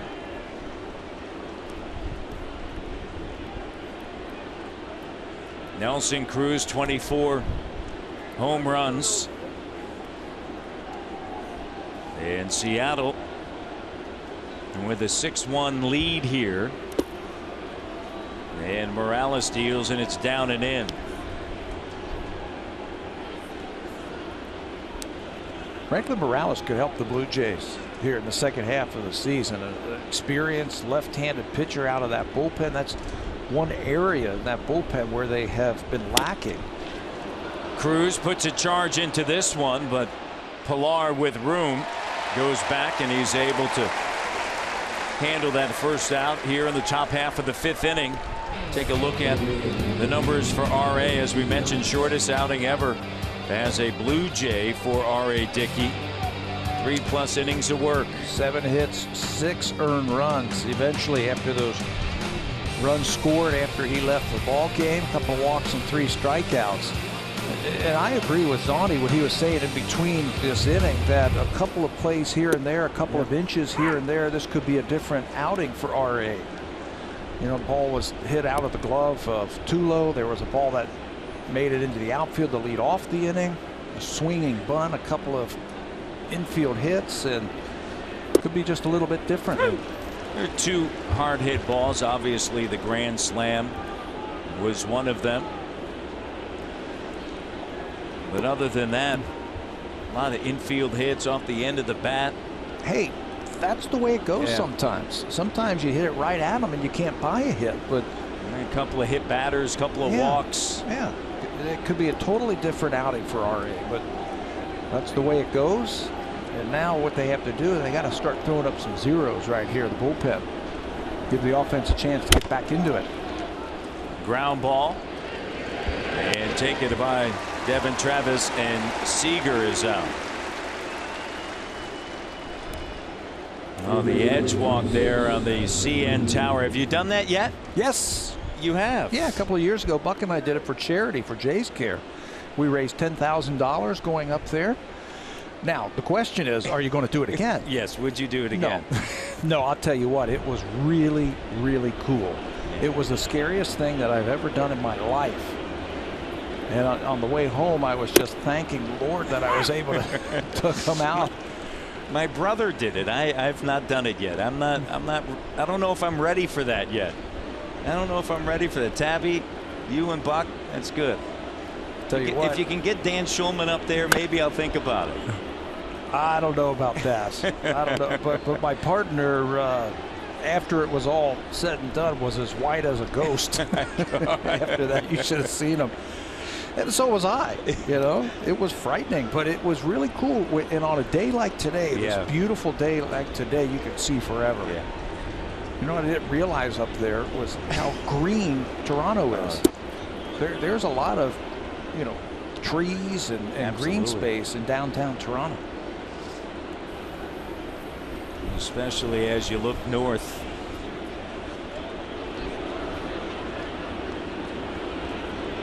Adam Lind. Okay. And here it is. That was the easy part right there, because you're not looking at where you're going to fall. And you see Buck on the far left and Tabby on the right of your screen. It was a beautiful. It looked like a great day. It was a beautiful day. I think you should do it again. There's a base hit into right field. I'll do it again for charity. There you go, for charity. We're marking that down here in the 5th inning. Tabby's willing to do it for charity again. You know what? I know quite a few people that have done it, and they just say how great it is. It's spectacular, and if you have a chance to do it, come on in. Come in to Toronto and check it out. You won't forget it. Well, that is for sure. So with 2 outs, Adam Lind with a base hit into right field. Leonys Martin, a single in the 4th, lifts this one high in the air. Donaldson giving chase, and it's out of play.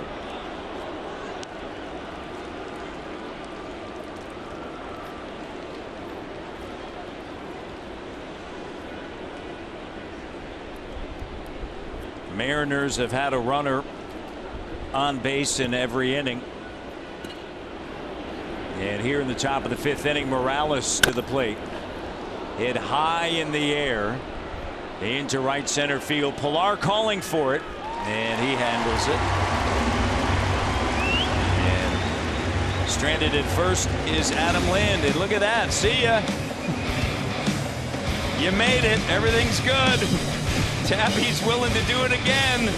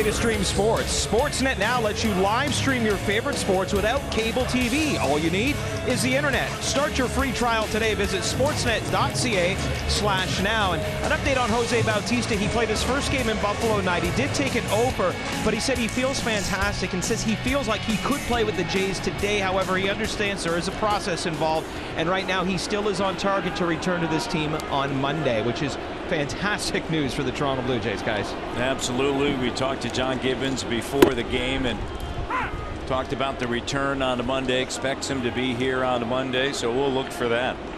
It'll be a welcome addition to this lineup.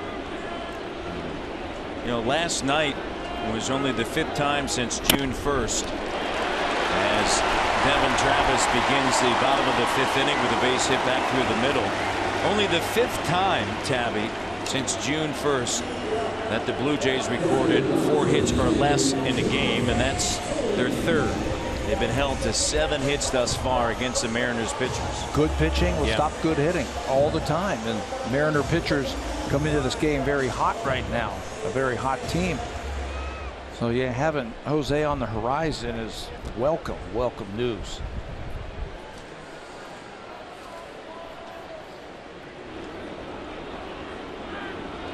Sac fly RBI, first time up back in the 2nd for Josh Thole, and the pitch is a strike. Masashi Iwakuma.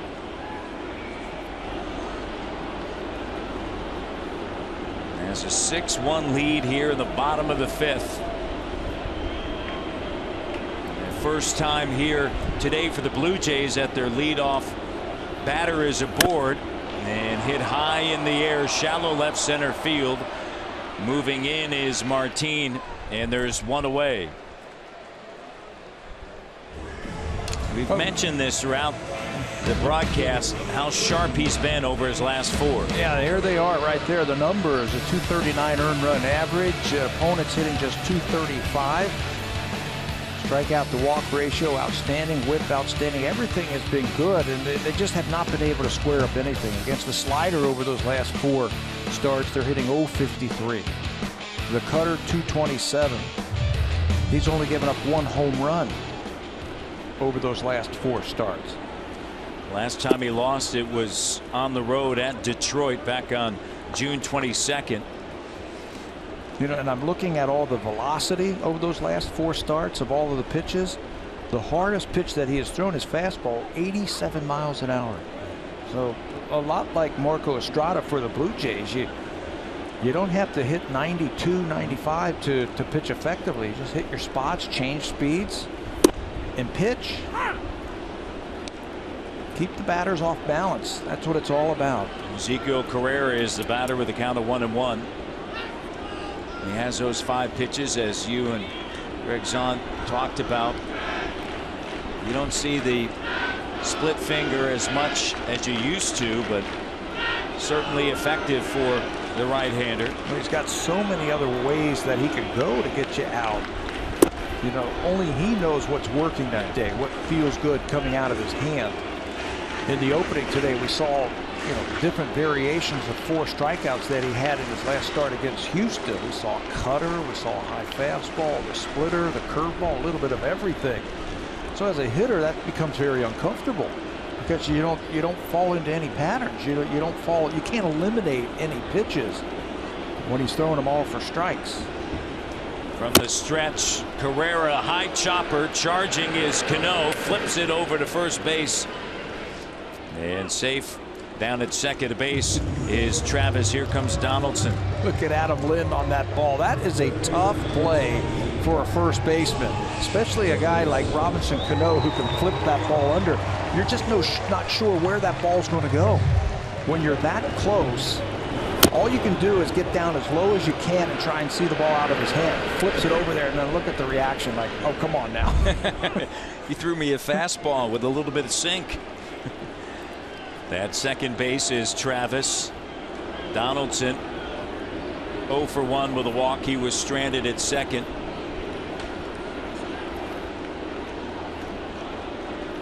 The 35-year-old making his 117th major league start.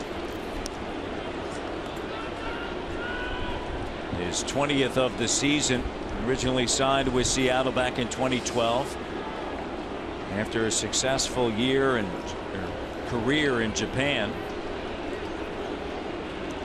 That started back in 2005. Donaldson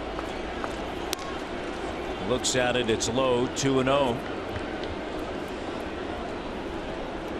Jesse Chavez up in the bullpen for the Blue Jays. Looks like Jesse's going to be entering here. Good job by Franklin Morales in his first duty since coming off the disabled list. You know, something that the Blue Jays sorely need, right? A left-hander out of the bullpen. That Aaron Loup was sent down with Andy Burns on Friday, making a room for Estrada as well as Morales. There is Morales. You saw Brett Cecil yesterday worked 2 hitters, both left-handed hitters, and then that was it when the right-hander came up. He was out. He struggled in that outing in Arizona. That's why I think if Franklin Morales, who's pitched a long time in the big leagues and who's got outstanding stuff, can team with Brett Cecil from the left side to make that bullpen just a little bit deeper.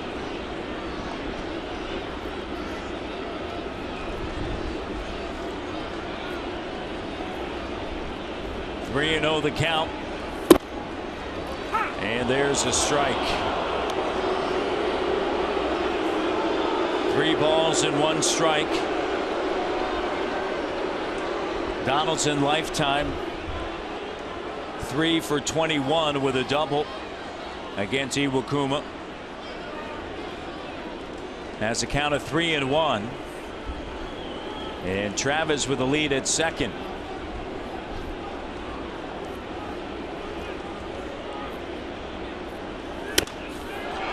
Fouled off to the right side of the count now is full. 70 on the season for the all-star third baseman. Penguins on deck. Top 5 in the American League. Blue Jays have 2 of them in their lineup back to back, and they've been on fire, both of them.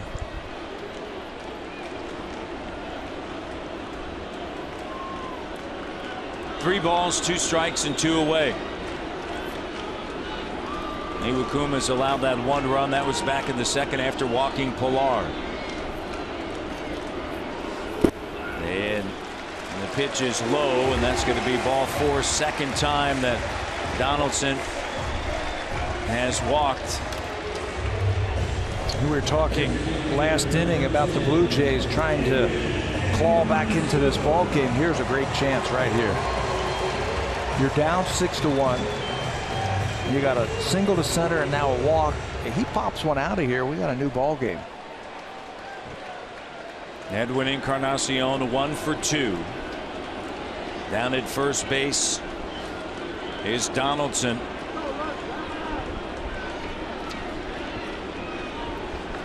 At second is Travis.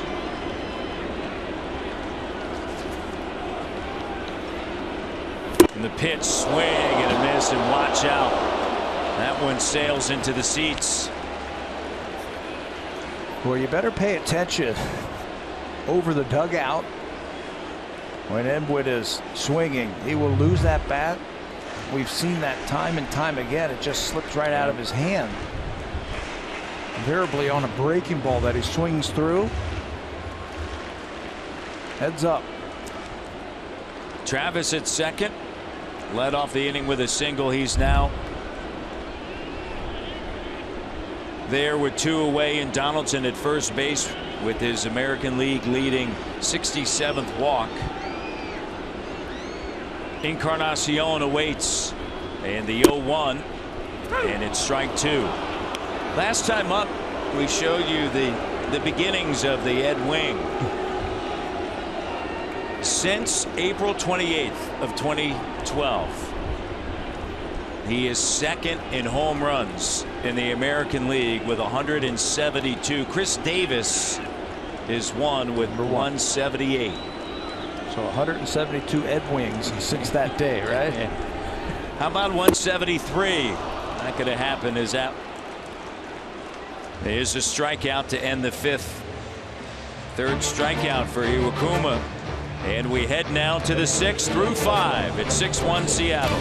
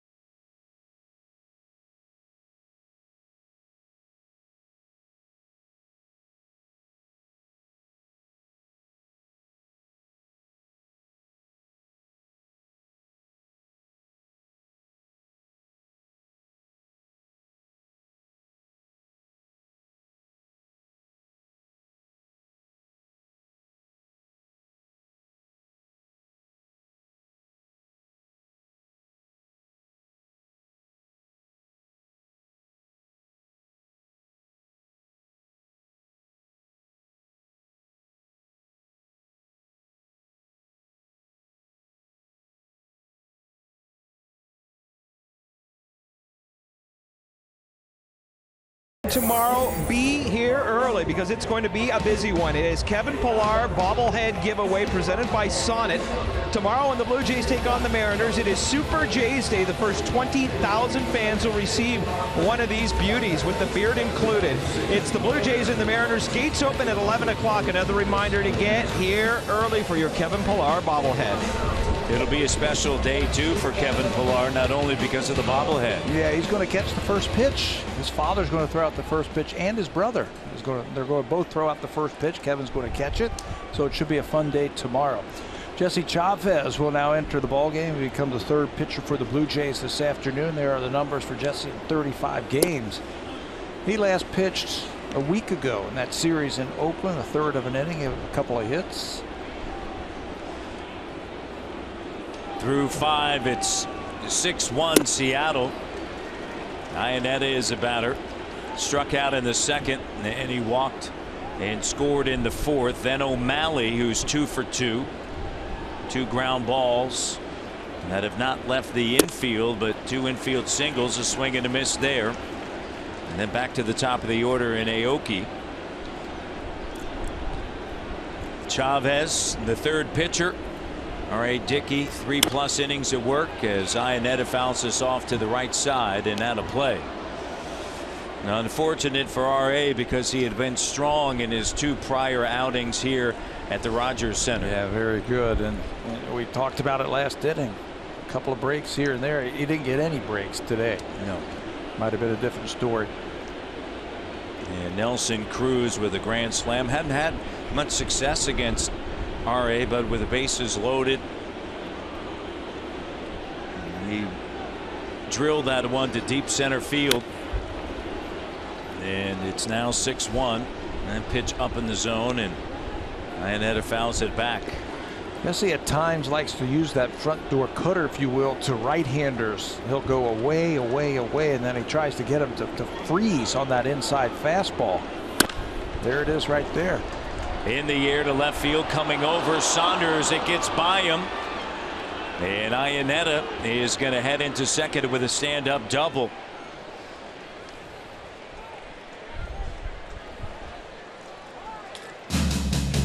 Home Hardware and Building Center locations. Proud partners of the Toronto Blue Jays. Homeowners helping homeowners with expert advice. Beautiful day out on Lake Ontario. And a busy day as well. And a great crowd here on this Saturday.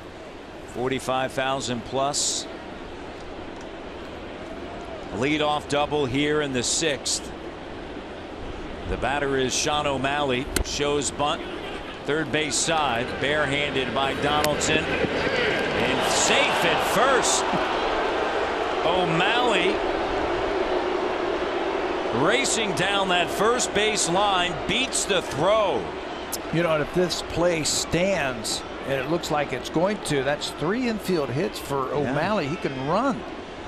Can really run. He had a swinging bunt his first time up, a grounder in the hole at shortstop. Now he drops a bunt down.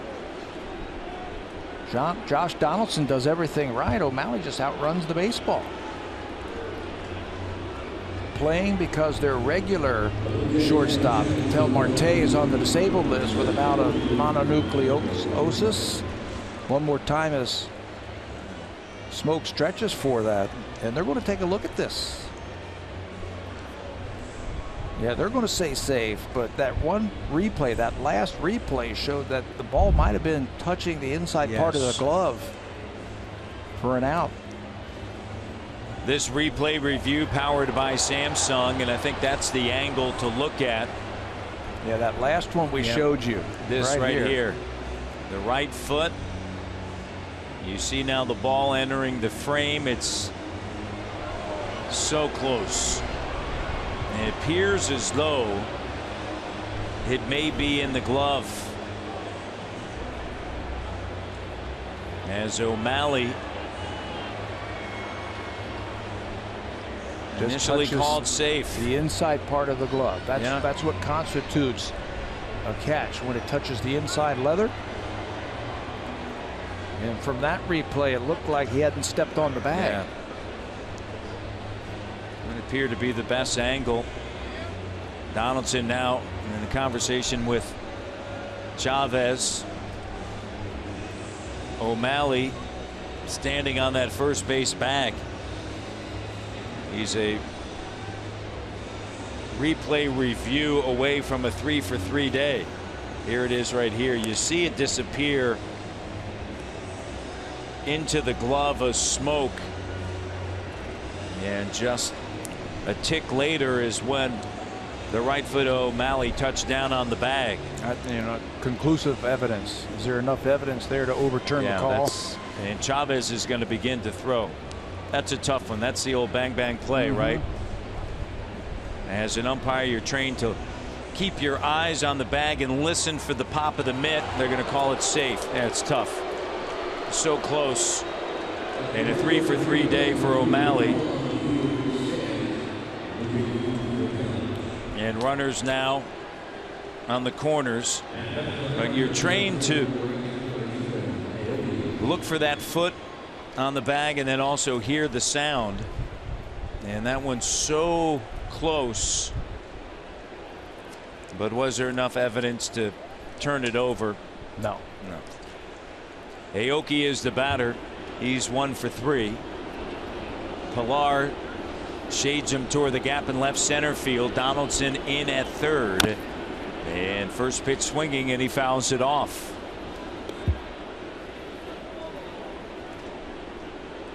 The 5th inning for the Seattle Mariners. They stranded a runner, Lind, over at first base. Other than that, they have had a runner in scoring position in the 1st, 2nd, 3rd, 4th, and now here once again in the 6th. He left 10 runners on base in last night's game, threatening every inning but 2. Same thing this afternoon. Pesky. Everything's been falling their way. Had some good at-bats over the last 2 games. Ground ball, base hit through the right side. Iannetta is going to score, and then going first to third on the single is O'Malley. And so Aoki with his 2nd base hit. And it's now 7-1 here in the top of the 6th inning. Tries to cut that ball in on his hands, but it stays out over the plate. And with Justin Smoke and that runner on first base, nothing he can do about that. Seattle plays 1st to 3rd, and they're in business again. First 3 batters reach here in the 6th. Seth Smith is the hitter. He is 0 for 2, hit by a pitch back in the 3rd. And the first pitch is a strike. Tough day for the Blue Jays here thus far. Iwakuma has silenced the bats. Only 3 hits off of him.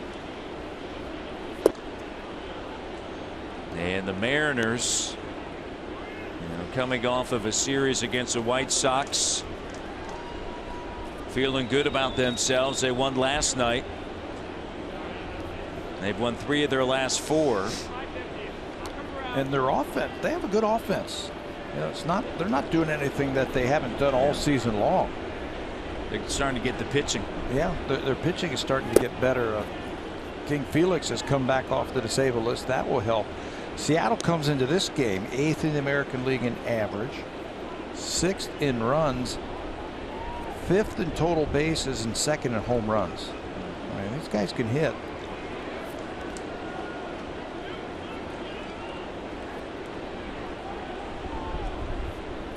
Two balls and 1 strike. Chavez has the sign.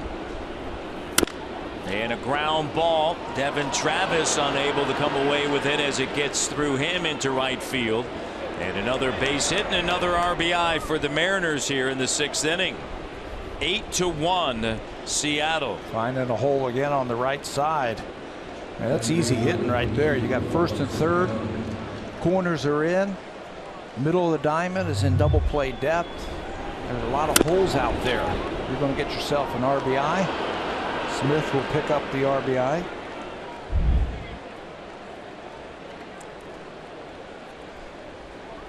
"12 hits today for the Mariners, and Robinson Cano is the batter. Chavez has yet to record an out since coming in for Morales.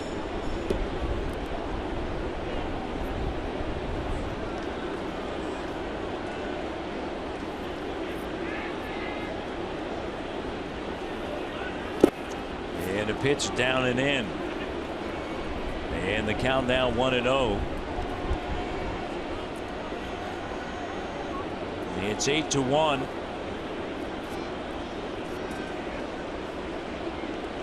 Chavez in for Morales, who worked 2 innings, taking over for R.A. Dickey. Shortest outing as a Blue Jay for R.A. And a strike is called. And the count now 1-1. Runners at first and second. A double to start the 6th inning off of the bat of Iannetta, and then O'Malley with a bunt single. Aoki base hit into right field, that scored Iannetta. And then Smith with a base hit through the right side, that scored O'Malley. And now you got to face a couple of hitters that he has not had a lot of success against. Here's a 2-1 pitch, and Cano drives this one foul. Cano comes into this at bat 429 and 21 at bats against Jesse, and then right behind him Nelson Cruz has 6 hits, 3 home runs, and 13 at bats. He had 114 hits prior to the All-Star break. That was 3rd most in his career. 7th season where he's had 100 hits or more leading into the All-Star break. Last year 21 home runs. He has 22 in his 3rd season with Seattle. 1st year in the Pacific Northwest, 14. And a line drive base hit through the right side, and holding up at 3rd is Aoki, and the throw in, and the bases are loaded for Nelson Cruz once again. Grand slam in the 3rd, bases loaded here in the 6th. Jesse Chavez is going to have to get a little bit of a blow here. Pete Walker's going to go out there to talk to him. We'll see if there's some movement down in the bullpen. Again, the ball's hit hard, but it's out of the reach of everybody. Finds a hole into right field. Cabrera charged that ball quickly to keep that runner from scoring. The Mariners right now are on everything.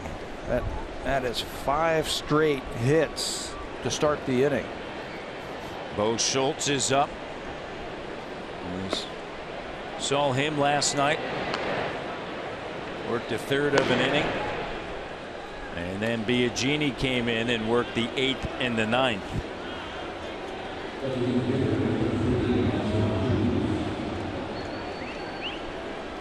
So Chavez still in search of that first out here in the top of the 6th. 5 consecutive singles, or a double, and then 4 consecutive singles, 5 consecutive hits. Cruz has already driven in 4 runs. He had 8 RBIs against the Blue Jays. That was back in 2012 when he was a member of the Texas Rangers. 8 RBIs in 1 game.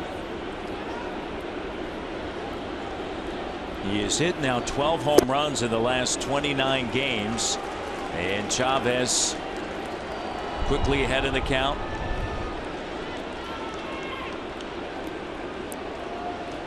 Big home run hitter. He's had 40 home runs the last 2 seasons. Last year at 44, which was 2nd in the American League. Pitch down low and away.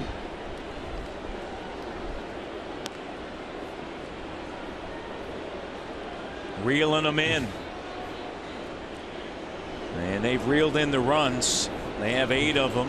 And the bases are loaded here. And the top half of the 6th inning, and nobody out. Cruz with 24 home runs, 62 RBIs. And time is called.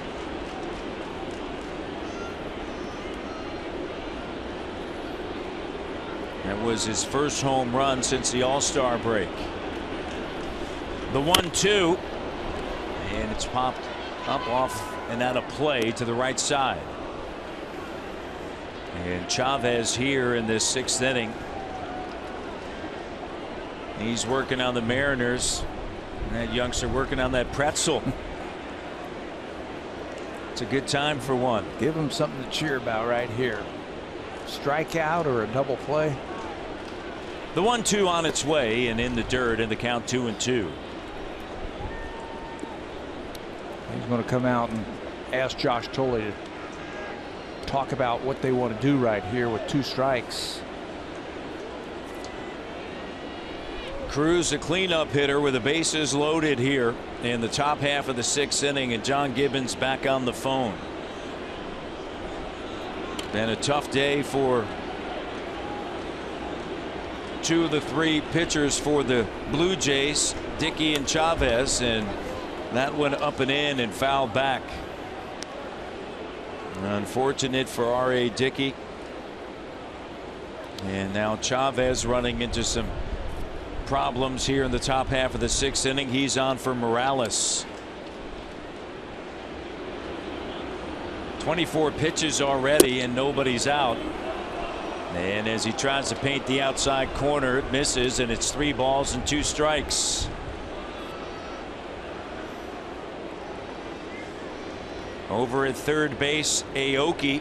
At second is Seth Smith, and over at first base, Robinson Cano. 2 runs already in here in the top half of the 6th inning, and Chavez deals ground ball. Tulowitzki fires the second out on to first. Got him. They needed that. Boy, the run does score. Did they ever? So no RBI for Nelson Cruz. Nifty little play by both Tulowitzki and then a strong turn by Devin Travis at second base. Nelson Cruz was hustling down that line. He wanted that RBI. 3-2 pitch. Watch the play by Tulowitzki on target. Strong turn to get the double play. He has been playing some sound fundamental defense at shortstop for the Blue Jays. Pitch misses, down and in. Seager, Kyle Seager is the batter. At third base is Smith. 2 away. Chavez trying to get out of the inning. Seager singled back in the second, was stranded at third. He's 1 for 3. Since the middle of June, hitting .321. And this one in the air, going back is Pilar. Going back, looking up, gone. A home run for Kyle Seager, his 19th of the season, and prior to that 8 of his last 11 at Safeco Field back home in Seattle. 26 home runs last year for Seager. That is number 19. Those 26 home runs he hit last year was a career high, and that's going to spell the end of the day for Jesse Chavez, who could only go 2/3 of an inning.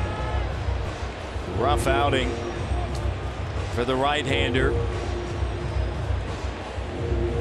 Mariners up 11-1 here in the top of the 6th.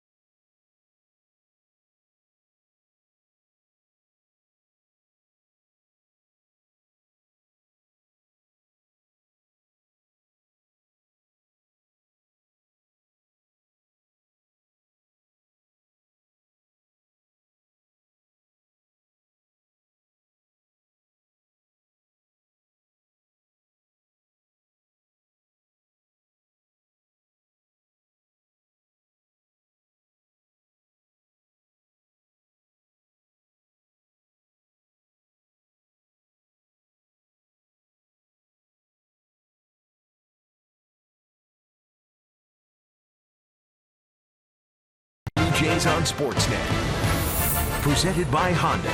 The checkered flag event is back, celebrating over 50 years of racing heritage in every Honda.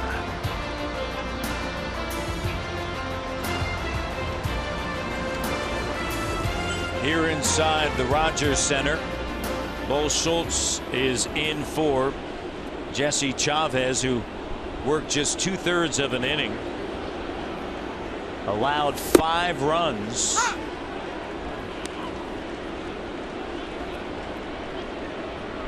And the first pitch is a strike to Adam Lind. A rough outing for Chavez, and Kyle Seager, who has hit the Blue Jays well throughout his career, hitting .333 overall, hit his 7th home run against Toronto, and he's got a 9-game hit streak against the Blue Jays, does Seager. It's also his 2nd home run against Jesse Chavez in his career. Chases Chavez from the game as Lind is down to the count of 1-2. Schultz trying to end this top of the 6th inning right here. A 4-run 3rd, a 2-run 4th, and a 5-run 6th. Blue Jays down 10.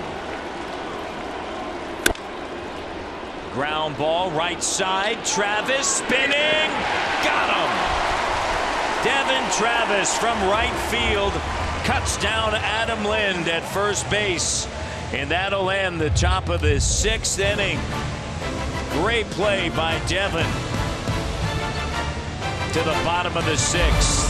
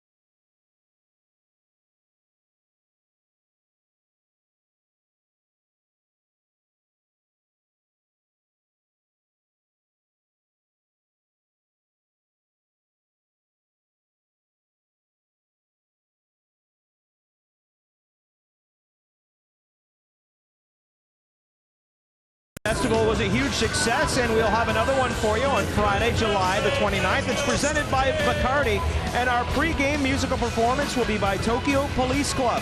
Patio opens at 4:30. Then it's the Baltimore Orioles and the Toronto Blue Jays. Go to bluejays.com for tickets. Now, Matt, I know you're a huge country fan. Are you much on the alternative rock of Tokyo Police Club? I have not heard them as of yet. All right, we'll have to get Yes. it in the iPad for both you and Tabby there. Well, Tabby's a big fan, I believe. I'm sure he is. Him, that and Jeff Lotal. I have not heard the Tokyo Police, so not yet. Not yet. Not yet. Well, check it We're out. open to it.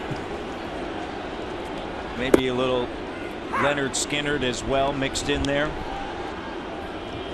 11-1 here in the 6th. Saunders, Tulowitzki, and Smoke, and a lot of work to be done here. But the Blue Jays have that kind of offense. But Iwakuma has just been lights out. Following up on Paxton last night. You talked about it in the open. Greg Zahn talked about it. Go about it 2 different ways, but both have been successful for sure. Super power in yesterday's ball game. The power explosive fastball, a little bit different this afternoon. The Blue Jays have not been able to adjust just yet. 3 hits and a run. That's all they've been able to score against Iwakuma. 7 hits and 2 runs against the Mariners in this 3-game series. Saunders in the air to left field. Going back. Aoki gone. Saunders with his 18th home run and a leadoff home run here in the bottom of the 6th inning. Opposite field last night against Paxton in the 2nd. Opposite field here in the bottom of the 6th. We have seen Michael Saunders drive balls this year to left field, where he'll pick up his share of home runs. That was a pitch down and away from him. Instead of trying to pull it, he just stayed right with it, lifted it up in the air, and lifted it out of here. Number 18. It's interesting. John Gibbons talked about Saunders and the way he is hit this season as Tulowitzki fouls it off to the right side. He said one of the reasons why he's been so successful is his ability to use the whole field. Use the whole field, get himself into a good hitter's count. That home run's going to keep him 1 short of his career high. He hit 19 home runs when he was a Seattle Mariner back in 2012. And out all of last year, and Tulowitzki down in the count 0-2. And coming back and having a marvelous season, an all-star campaign for Saunders. He's 1 for 3 and a home run. Tulowitzki in the air to left, and there's room for Aoki as that one was held up in the wind. I'm going to start the campaign right now for Michael Saunders. Comeback player of the year. Oh, what do you think? Absolutely. He played 9 games last year, at 31 at-bats, 6 hits, and just wasn't healthy all season long. That first day of spring training when he tore up his knee, and now he's having a huge season. I'm starting it right now, everybody. Vote. Absolutely. Off the bat of smoke coming in, Aoki, and that is a 2nd out here in the 6th. Leadoff solo home run off of the bat of Saunders. And Kevin Pillar, who has scored the only run for the Blue Jays. That was back in the 2nd. A walk, and then Travis on a hit and run. Runners at the corners, and then a sac fly RBI into left field off of the bat of Tolley. Seems so long ago. As the Blue Jays trail 11-2.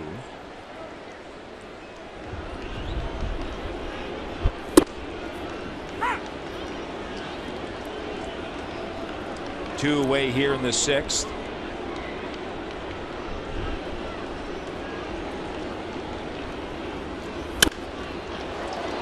Ground ball. O'Malley with it.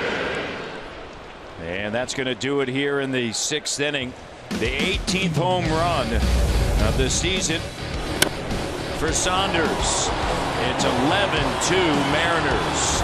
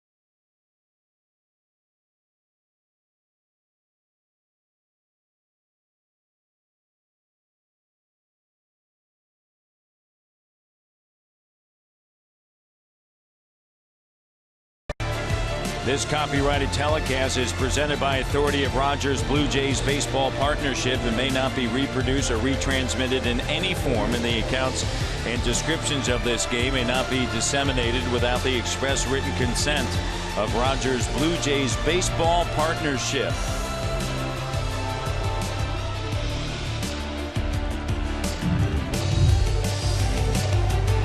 Iwakuma getting the handshake. After working 6, he allowed just 2 runs. And Pilar with the first run, that was back in the second when he walked, and then of course followed up with the lead-off home run off of the bat of Saunders. Just 2 runs and plenty of run support. Yeah, he hasn't lost for a while, and it looks like he's going to keep that streak alive. He's won 4 in a row. Looking for number 11 this afternoon. Martin, Iannetta, and O'Malley. O'Malley's got a 3-for-3 day. Martin is 1 for 3, and Schultz, ground ball. Evan Travis over to Smoke, and there's 1 down here in the 7th inning.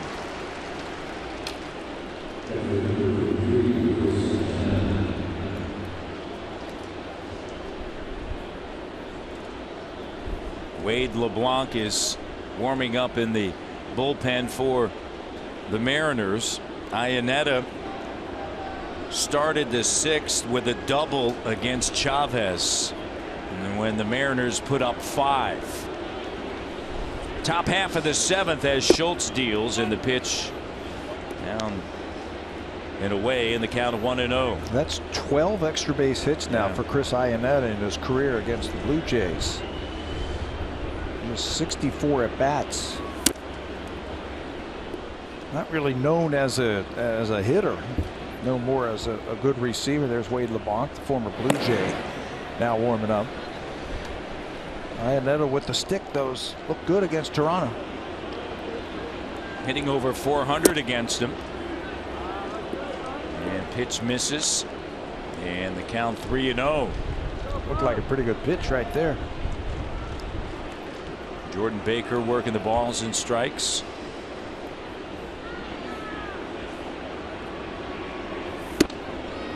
And strike 1. 3 balls, 1 strike here in the 7th. O'Malley on deck.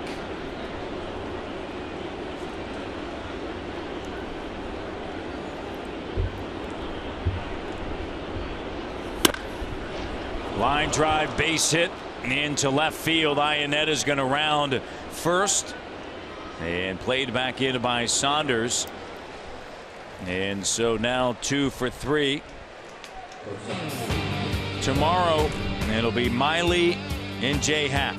Wade Miley, the left-hander, they got him from the Boston Red Sox for Carson Smith. He won 6 games for him with an elevated ERA. He'll match up against Jay Happ. Jay was in line for his 13th win in the last game and was literally knocked out of the game with a line drive off of his left forearm.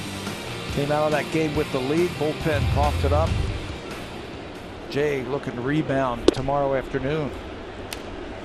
Iannetta was hitless in the Mariners homestand, and then, as we mentioned, a lot of success against the Blue Jays. You come out here against Toronto pitching, 2 for 3. He has 2 runs scored, as O'Malley has a 3-hit day. O'Malley, infield single in the 3rd, infield single in the 4th, and a bunt single in the 6th. Time to shorten up. This guy can run. Hitting .271 over the last 23 games entering today's action, as that pitch is outside. So last 2 hitters, both Schultz falling behind in the count. 3-0, 3-0. Martin grounded out to begin the 7th. Right-hander to the plate, and there's a strike. So Happ tomorrow for the Blue Jays. And as you mentioned, last time he worked, it was against Oakland. Blue Jays won that game last Sunday, 5-3, because of Josh Donaldson. And Donaldson with a double in the 9th inning that scored Burns and Lake. Maybe a little payback also for Jay. Yeah. Playing for Seattle last year.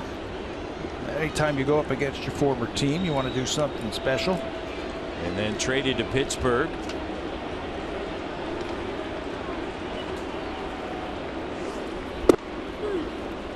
And there's a strike. O'Malley thought it was ball 4. And he strikes out looking. There's 2 down now here in the 7th.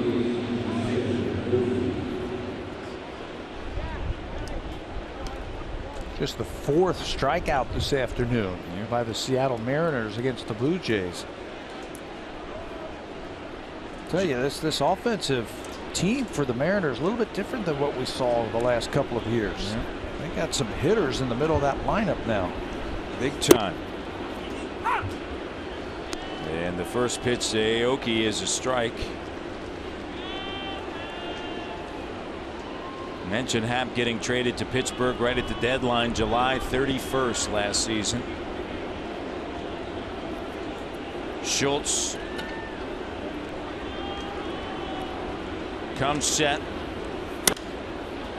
Hit high in the air. That deadline's coming up again. Yes. Oh, week away tomorrow. Jay Happ and Aaron Sanchez and Russell Martin. A lot of crazy rumors out there right now this time of the year. Yeah. Seeing some articles posted about CC Sabathia might be on the radar for the Blue Jays. And also, there's been a lot of discussions about some position players as well. Ground ball to the right side, scooped up by Smoke.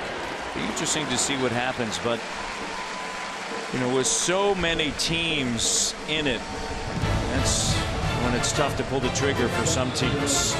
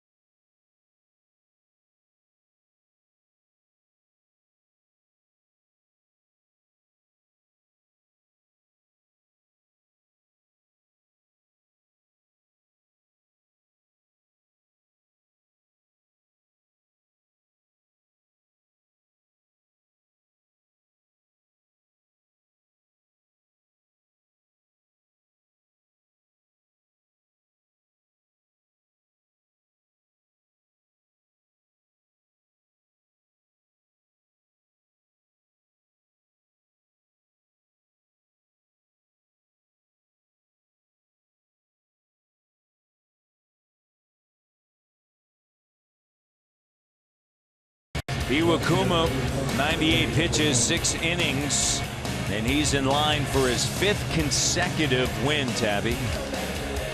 Pitched well enough in this ball game. Just 4 hits allowed in his 6 innings of work, 3 walks, 3 strikeouts. Not a big strikeout performer today against the Blue Jays. So 98 pitches through 6 innings, and now he will give way to Wade LeBlanc. And if that name sounds familiar, yeah, he was with the Blue Jays earlier this year.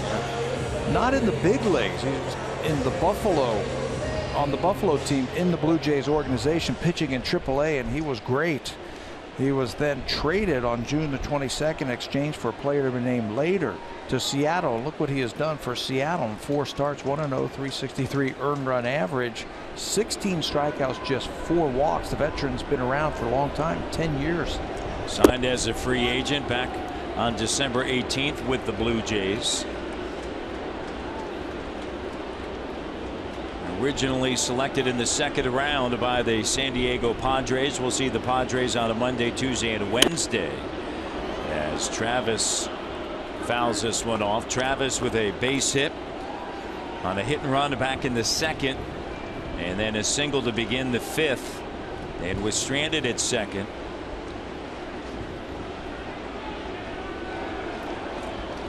Wade LeBlanc was in the Japan Pacific League last year, pitching for the Cebu Lions. He has been around. 31 years of age, from Lake Charles, Louisiana. Played baseball in the SEC at the University of Alabama in Tuscaloosa. He's played for San Diego, Miami, Houston, the Angels, Yankees, Toronto, now Seattle in his 10-year career. Count 2-2. LeBlanc on for Iwakuma.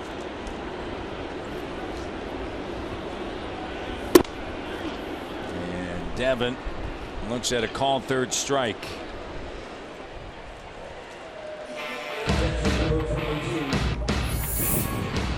The all-new Civic, the 2016 North American Car of the Year.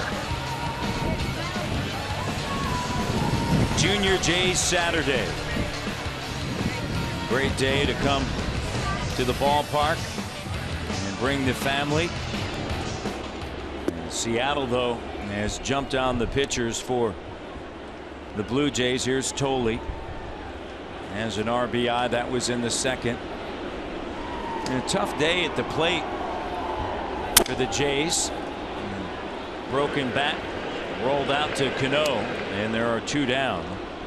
I mean, when was the last time you could think of this potent offense that the Jays have, that they've been held to 3 runs in 2 games?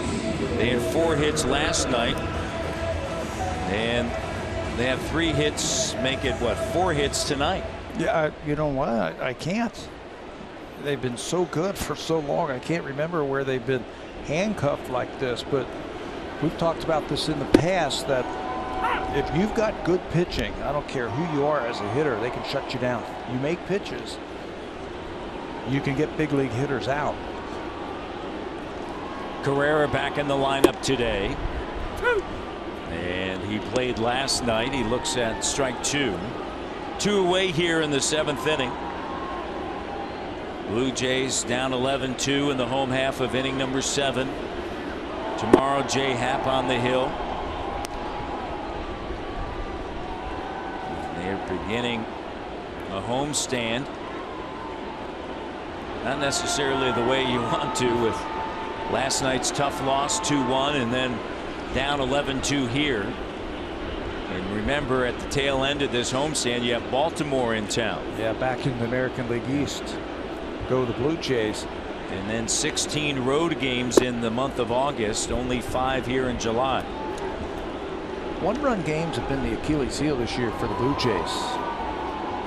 9-18. 9-18. You know, in those 1-run games, you know, a pitch here, a bat here, a fielding here, right, you know, could turn those things around for him. Carrera looks at a called 3rd strike, and it's a 1-2-3 inning. Through 7, it's been all Seattle.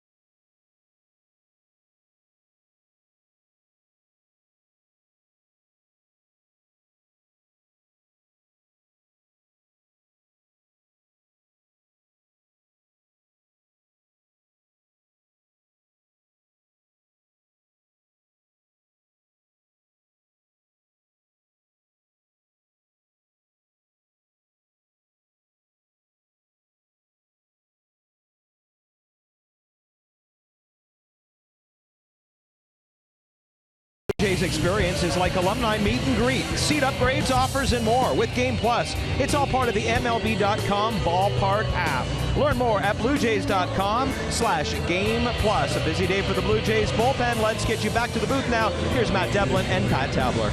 I appreciate it, Barry. And for the Blue Jays, they'll have their fifth pitcher of the afternoon checking in. It's Drew Storen. Drew last worked a week ago in that series in Oakland. Through 1/3 of an inning, gave up a hit against the A's and faced a couple of batters. Been throwing the ball much better. He's had some clean innings 5 times over his last 13 appearances. Smith, Cano, and Cruz here in the top half of the 8th inning. Mariners lead 11-2, and the Indiana native pours in a strike.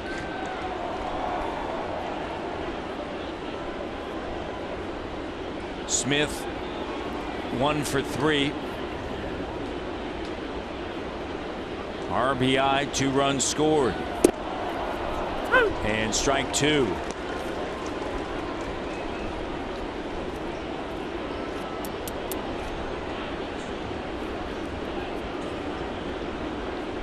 Storen looks in, gets a sign from Tolley.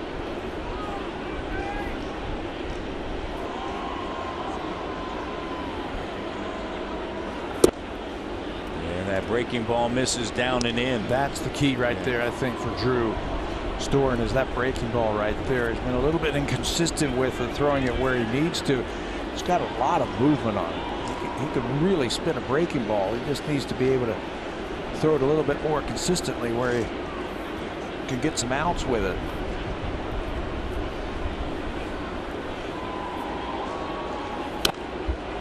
In on the hands. He has struggled against left-handers this year, left-handed hitting. 365. 1-3 record with a 5.57 ERA.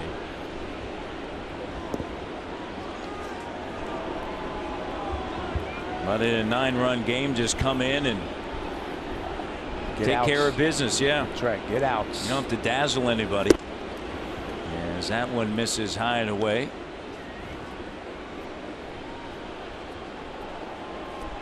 You're going to have the best the Seattle Mariners have to offer. Yeah, right here. Smith, Cano, Cruz. If anyone gets on Seager.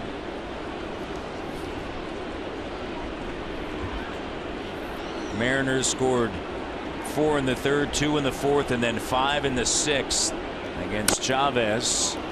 Fouled back, and the count 2-2. Ari Dickey worked 3+, 7 hits, 6 runs. Morales worked 2 innings, allowed a hit. Chavez 2/3, and Schultz 1 1/3. Mariners, a team that's won 3 of their last 4. Took care of business last night and up 11-2 here.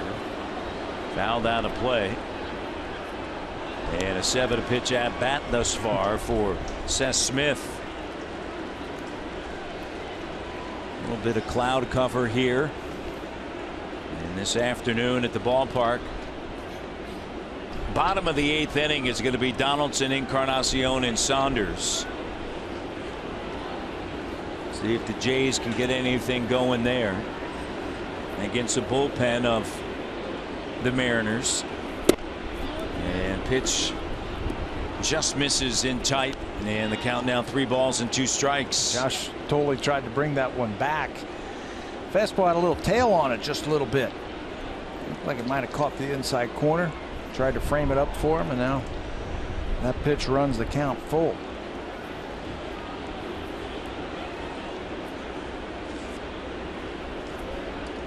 The 3-2, and fouled off again. And a 9-pitch at bat here for Drew Storen.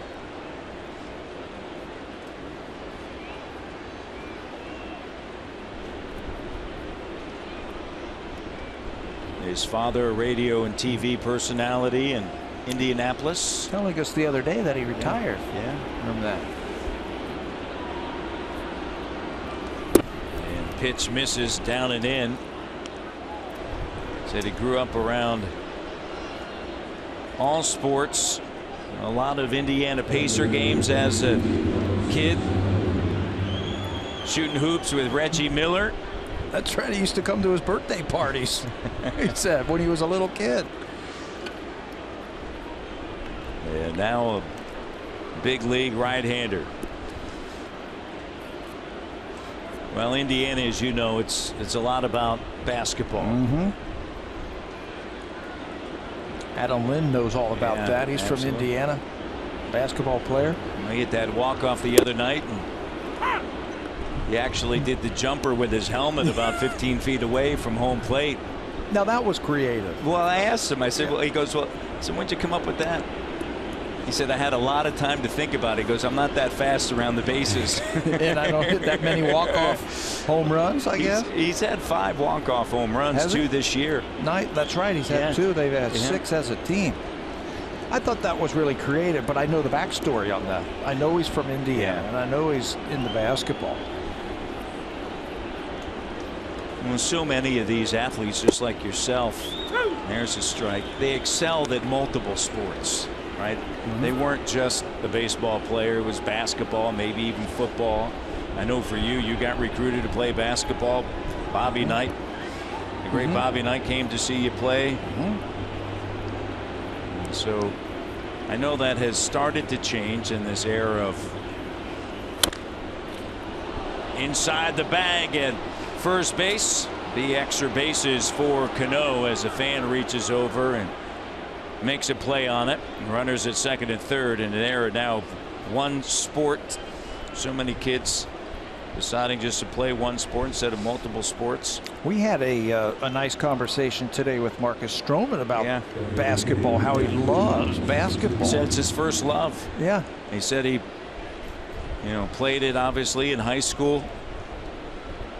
And talking about Duke, Luke Wilson was here yesterday, and we were down on the field with Luke, the great tight end for the Seattle Seahawks. Of course, from here in Ontario, Cano is going to leave.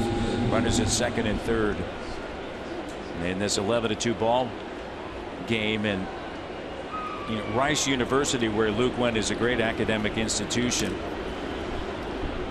Luis Sardinas will come in. Just called up the other day. Will take over for Cano. Sardinas at second, but of course Duke is as well. And it was interesting in talking to both of them because the whole Rice and Duke thing came up from an academic standpoint. He goes, that's what we kind of have to lean on a little bit at Duke, right? Marcus was saying today, he said, you know what I did? The first thing I bought with my bonus, I bought Knicks season tickets. Yeah, back in 2012. Yeah. He said he went to every home game. That's how much he loves basketball. And they had a good year that year. And of course, he's a big Toronto Raptor fan. And he said he stays in touch with Kyle Lowry and DeMar DeRozan. And in fact, he said after Game 7 victory against Miami, he was having dinner. As this one's fouled off to the right side off of the bat of Nelson Cruz with Kyle Lowry. And after dinner, Stroman said, hey, why don't you come over? He goes, nope, I'm going to get to the scouting report on the next opponent. And that was, of course, the Cleveland Cavaliers. There is Marcus. You see him quite often over at Rogers Center. Yeah, you see him over at the ACC, don't you? Over there all the time. See him here all the time, obviously. Nelson Cruz launches this one, and it's another home run.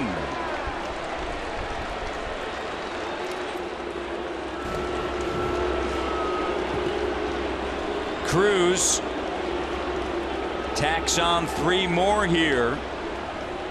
I was in Texas when the Blue Jays played the Rangers, and Nelson Cruz was a member of the Rangers, and he had that big game, 8 RBIs. Well, with that swing right there, his 25th home run, he's got 7.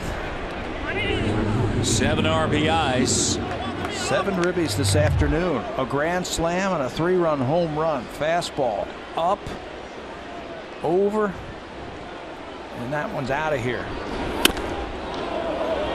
That will give him now 65 RBIs and 25 home runs.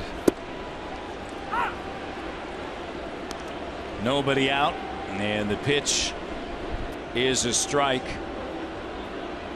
And we see Marcus quite often at the Air Canada Center, and now, of course, a lot of the Raptors will check out the Blue Jays as well. 14-2 here in the top half of the 8th inning. It's been the big inning, man, for Seattle. A 2, a 3, a 4, and a 5 spot this afternoon. And the 20th career multi-home run game for Nelson Cruz. And as you mentioned, 7 RBIs. He's done that a couple of times against the Blue Jays. Yeah. Told you that he just loves their pitching. And sometimes you come to the ballpark and these things happen. And a swing and a miss. And the first out here in the top of the 8th inning. Adam Lind is the batter here.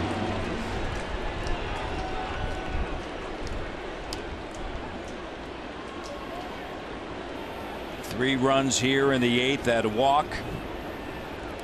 And Cano with a base hit. He left the game. Sardinas came in to run, and then Nelson Cruz deposits one in left field. Adam Lind, the batter, and the first pitch is outside.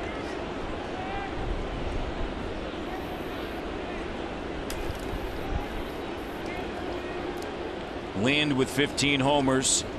He is 1 for 3 today. And there's a strike. All that talk about the trade deadline. Yeah. We're seeing Adams' name get into some of those reports that he could be traded. He would be a nice pickup if a team wants to pick up an experienced bat, because he can hit. And he gets another base hit there off the end of the bat and into left center field with a 1 away here in the 8th inning. And one of the reasons for that speculation is because Dan Vogelbach was picked up along with Paul Blackburn in the deal with the Chicago Cubs for Mike Montgomery. And the 23-year-old first baseman hitting .318, 16 homers, 64 RBIs for the Iowa Cubs in Des Moines. The general manager had a lot of nice things to say about that first baseman. And we might see him the next time we face Seattle in September. Leonis Martin swinging at the first pitch. 1 for 4. And a tough day for the Blue Jays here. 14-2 Seattle. And there's a strike, and it's 0-2. Martin in an extended conversation with Jordan Baker, the home plate umpire. Adam Lind over at first base with 1 down. 3-run home run by Nelson Cruz. 20th multi-home run game of his career. And back in the 3rd, you get that grand slam off of R.A. Dickey. They trailed 1-0, and after that 4-1, and they've held on to it ever since, and they've added to it. 21st home run in his career versus the Blue Jays. Now, this is his 73rd game in his career, Nelson Cruz's career, against the Blue Jays, and he has driven in 76 runs. 73rd game, 76 RBIs versus the Blue Jays. It's the most runs that Seattle has put up since June 2nd, when they scored 16, and able to end the inning there. Time now for a Blue Jays Central update. Here's Jamie Campbell and Greg Zahn in the Samsung broadcast studio.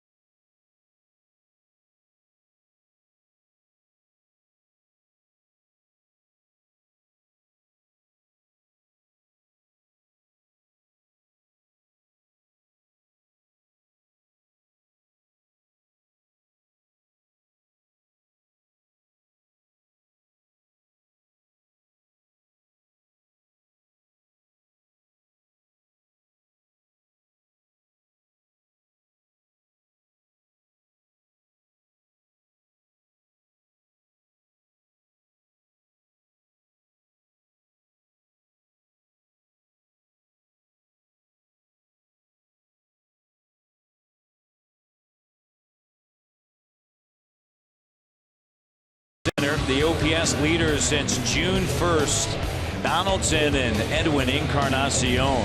They have done so much damage since June 1, hitting back-to-back, second and third in the lineup, or third and fourth. Whenever they are together, it's tough to get through them. They will lead off the 8th inning here. Altuve and Ortiz. I guess the surprise on that list is Jose Altuve, the second baseman. Some big sluggers on there. Sean O'Malley will move over from shortstop to play second base, and there's Luis Sardinas, who will take over at shortstop after he pinch ran for Robinson Cano.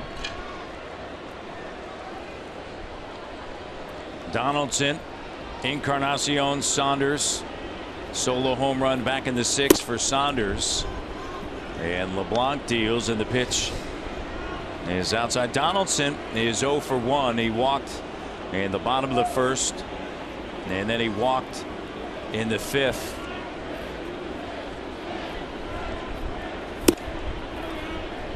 And it's 2-0. And now that moves to 3-0.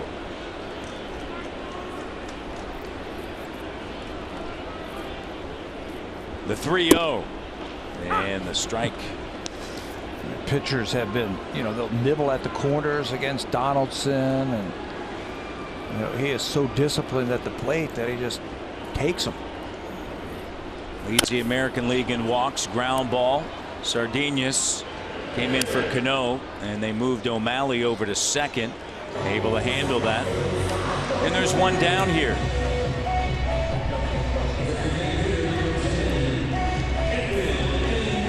Edwin Encarnacion 1 for 3. Prior to this afternoon's game, the season high for runs allowed was 13, a 13-2 loss to Tampa Bay on May 16th. Edwin puts a charge into this one, and the ballpark's going to hold it, and so will Martin. And there are 2 down. That 13-run game you're just talking about, that was that series where Tampa Bay could do no wrong. Everything they hit, they were finding holes. You'd make good pitches, and they would find a way to get on base. It's not like what we have seen this afternoon. Everything they have swung at, they have found a hole today. And then you add in Nelson Cruz. Yeah, that big hole over the fence. Yeah. 47,517. As Saunders drives this one deep to left field. Gone!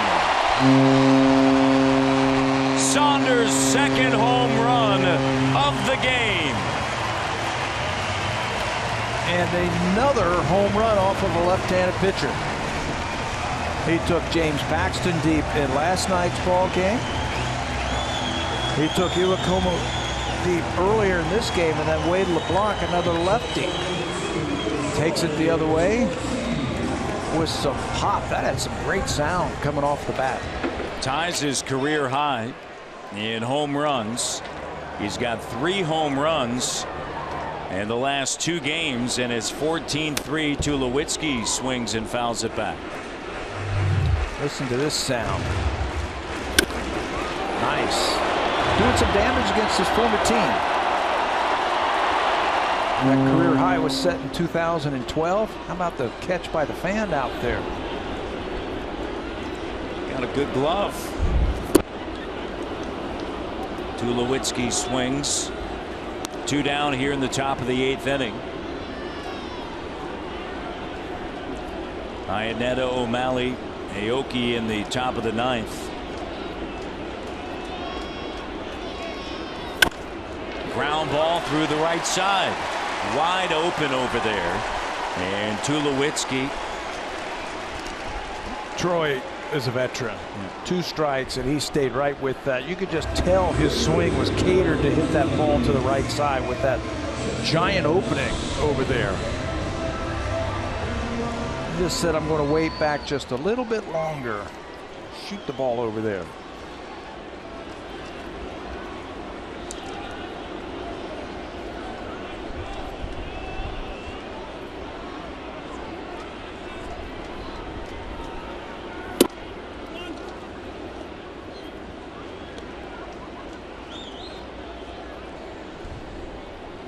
Tulowitzki over at first base. Smoke is a batter. He'll turn around. He was 1 for 3 from the left side, and he gives this one a ride to deep left field and gone. A 2-run home run for Justin Smoke. His 11th. And the Blue Jays bats come alive here in the 8th with 2 outs. Second home run versus the left-handed pitcher this season as he pulls that pitch from LeBlanc. LeBlanc was great in the 7th inning. 3 up, 3 downs, a couple of strikeouts, gets the first 2 outs here very quickly in the 8th inning. Home run, single, home run. And the Blue Jays put a 3 spot on the board. 14-5 now here in the home half of the 8th inning. Pilar the batter. And he looks at a strike.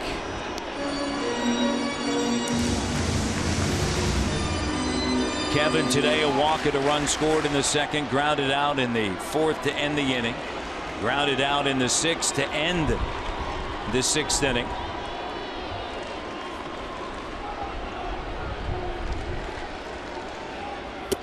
Pitch high and away, and the count now 1-1.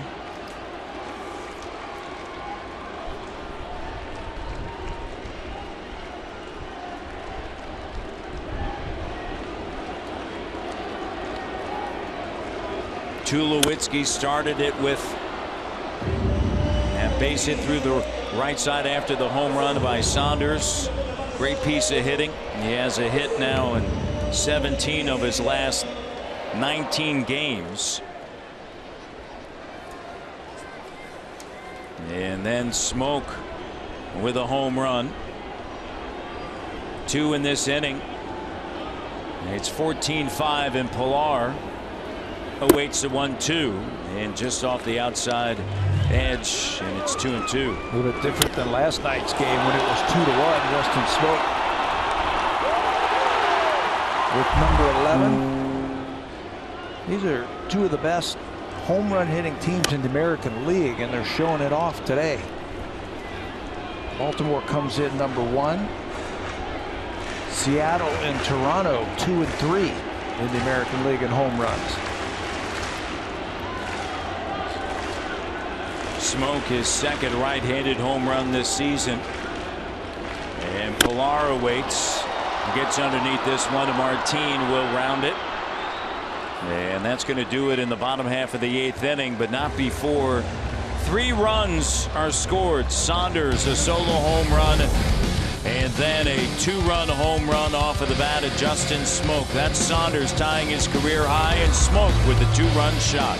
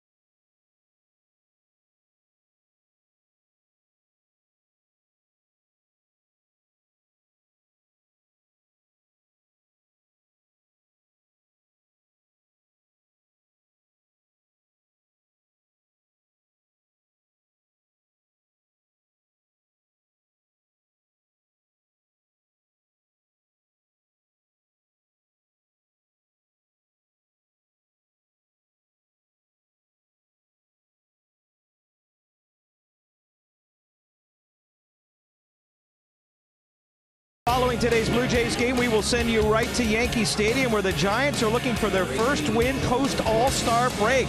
They're facing Ivan Nova and the Yankees. It is Johnny Cueto on the mound for the Giants. That game is already underway in the first inning. We will keep you posted, and we will join that in progress immediately following this game.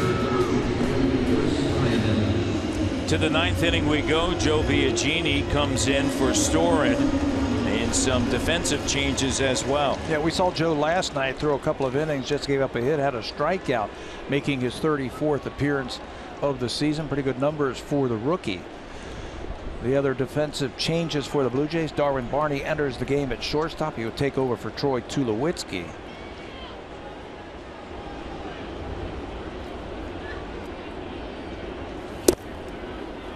Iannetta looks at a ball outside. A couple other defensive changes to tell you about. Ezekiel Carrera will take over in left field.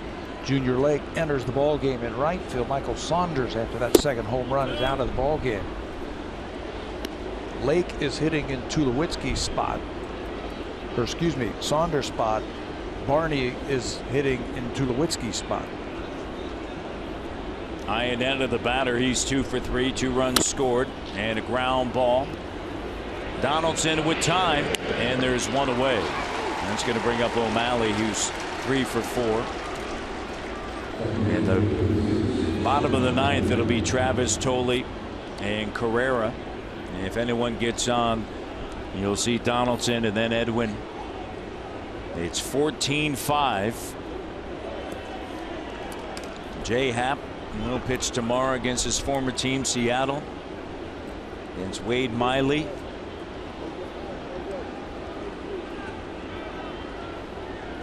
As the Blue Jays will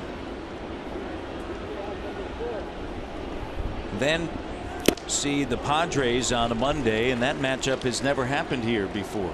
The Padres and the Blue Jays. How about that? How many years have they been doing interleague? 20? Yeah. Almost 20 years. San Diego's never been to Rogers Center. Pitch misses in, and after that happens, which it will, then every possible scenario has happened in interleague play. In interleague play. Yeah. This is the last one. This is the last one. It's the last one out there.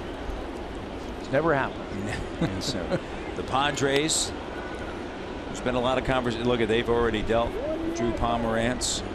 There's been some conversations that they may still be active. Melvin Upton. Yeah. It's one of those names that you keep hearing about. Yes. It's that time of year when there's so many rumors. But then you go back to last year, you didn't hear the ones that ended up getting done, and think about that from a season ago to now, and what it has done for the Blue Jays as O'Malley swings and misses, and the count 3 balls and 2 strikes. I don't think the Blue Jays are going to be as active as they were last year. I mean, there was a flurry right at the end, right? Some big names coming to Toronto. And I think everybody's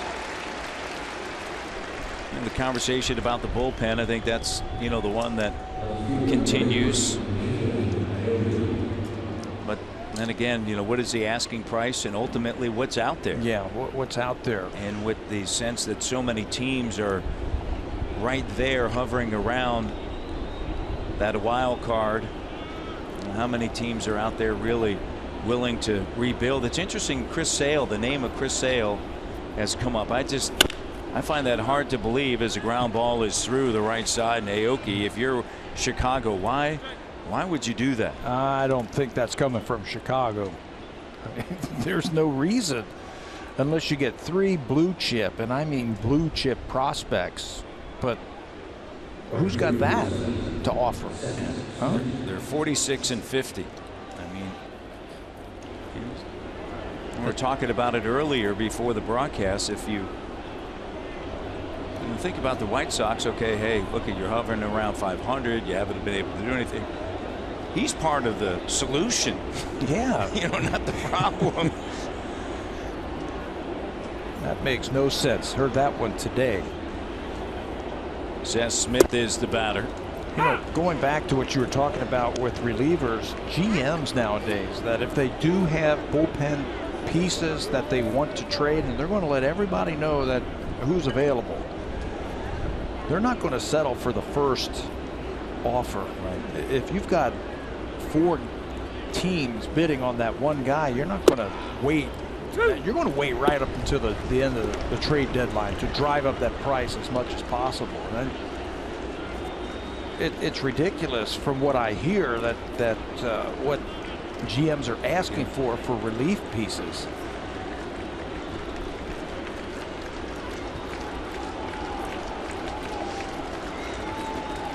The 0-2 with 2 outs and the breaking ball in the dirt to Aoki. The 19 hits allowed ties a season high. On June 19th, Baltimore Orioles with 19.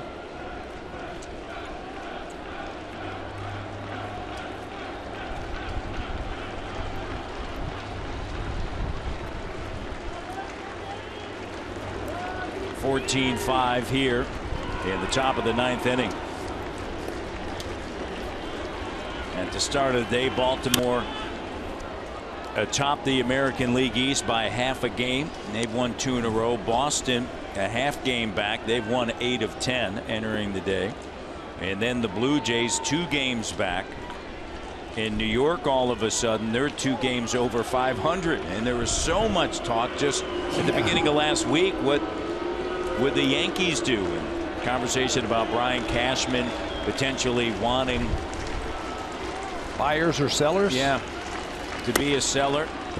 And maybe it was ownership and Hal Steinbrenner saying no, let's stand pat. And you think about their bullpen and what they have. And as you take a look at the American League East, I think that's where it all starts. You know, those rumors.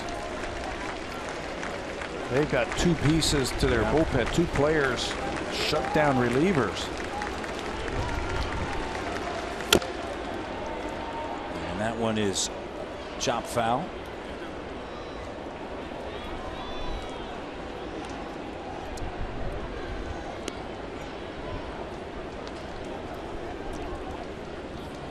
Aoki over at first. Seth Smith fouls that one off.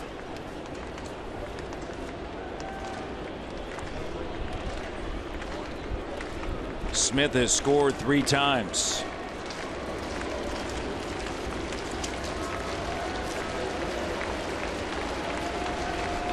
Biagini trying to get out of the top of the 9th. Here's the 1-2 pitch in the air to center field. Pilar coming on. Did he make the grab? He's got it. Pilar. Another sensational catch out in center field. Ends the top of the 9th inning. We go to the bottom of the 9th. Travis, Tolle, and Carrera. What a great grab by Pilar.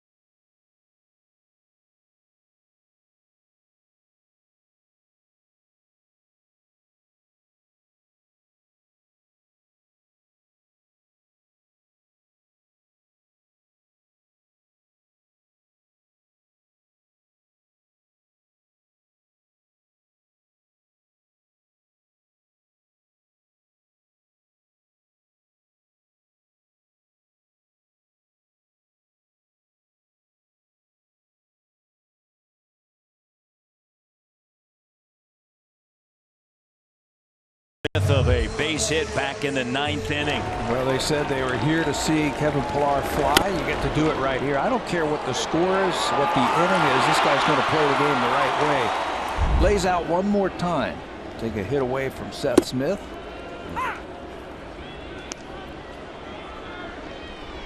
Travis, then Tolle and Carrera here. If anyone gets on, Donaldson. Wade LeBlanc in his 3rd inning of work here at the bottom of the 9th inning with a 9-run lead. Devin is 2 for 3. Nelson Cruz did a ton of damage as Devin drives this one into the gap in left center field. And it's going to be a ground rule double for Devin Travis to begin the bottom of the 9th inning. You know, teams, they don't have the scouting report just yet on Devin Travis. This guy's got some pop in his bat. The outfield was playing shallow against Travis. He's got 6 home runs and 11 doubles now. They were playing shallow and they were playing him the other way. He's going to cross up that defensive alignment with this drive to left field. Bounces the ball out of here for extra bases. You got a nice afternoon. Tolle, the hitter, has an RBI, 0 for 2 with a sac fly. Travis, a 3-hit day, 3 for 4. And he has great numbers in that 8 spot. High in the air, shallow right center field. Coming in is Martin, and there's one down here in the bottom of the 9th inning. Talking about the damage done today by the Mariners, and 7 runs driven in by the DH Nelson Cruz. Nelson Cruz is the 2nd player in Major League history with 3 career games of 7 or more RBIs against the same opponent. The only other, Ralph Kiner against the Dodgers. I've seen him too. I've seen those games that he has done. I mean, he's been a one-man wrecking crew. Hey, anytime you can say 2nd time in Major League history, that's a long time. Major League history. 2nd time that has happened. Today was a day with a grand slam. That was in the 3rd, and then a 3-run home run in the 8th. That was against Chavez. First one against R.A. Shortest stint, unfortunately, for R.A. as a member of the Blue Jays. And early on, there was, as you mentioned, just a couple of pitches here or there. A couple of balls hit, weren't hit that hard, but found a way through. And then a couple of hit batters as well. Tough to stop that ball from rolling downhill like it was this afternoon. Yeah. Carrera, diving stop, Lynn from his knees. And he gets Carrera at first base with LeBlanc covering. And Donaldson is the batter. Coming up next, the Giants and the Yankees from Yankee Stadium. And the Giants haven't won a game since the All-Star break. Did I hear Barry say that? Yes. How about that? And they still hold a 4-game lead over the Dodgers in the National League West. San Francisco has lost 6 in a row, Tabby. And against the AL East, they're 7-6. That game is going to the bottom of the 1st inning, scoreless. Donaldson awaits, and he drives this one into right field. Going back is Smith, reaching out, he makes the play. And that's going to do it here on this Saturday from the Rogers Center as LeBlanc works 3 innings of relief.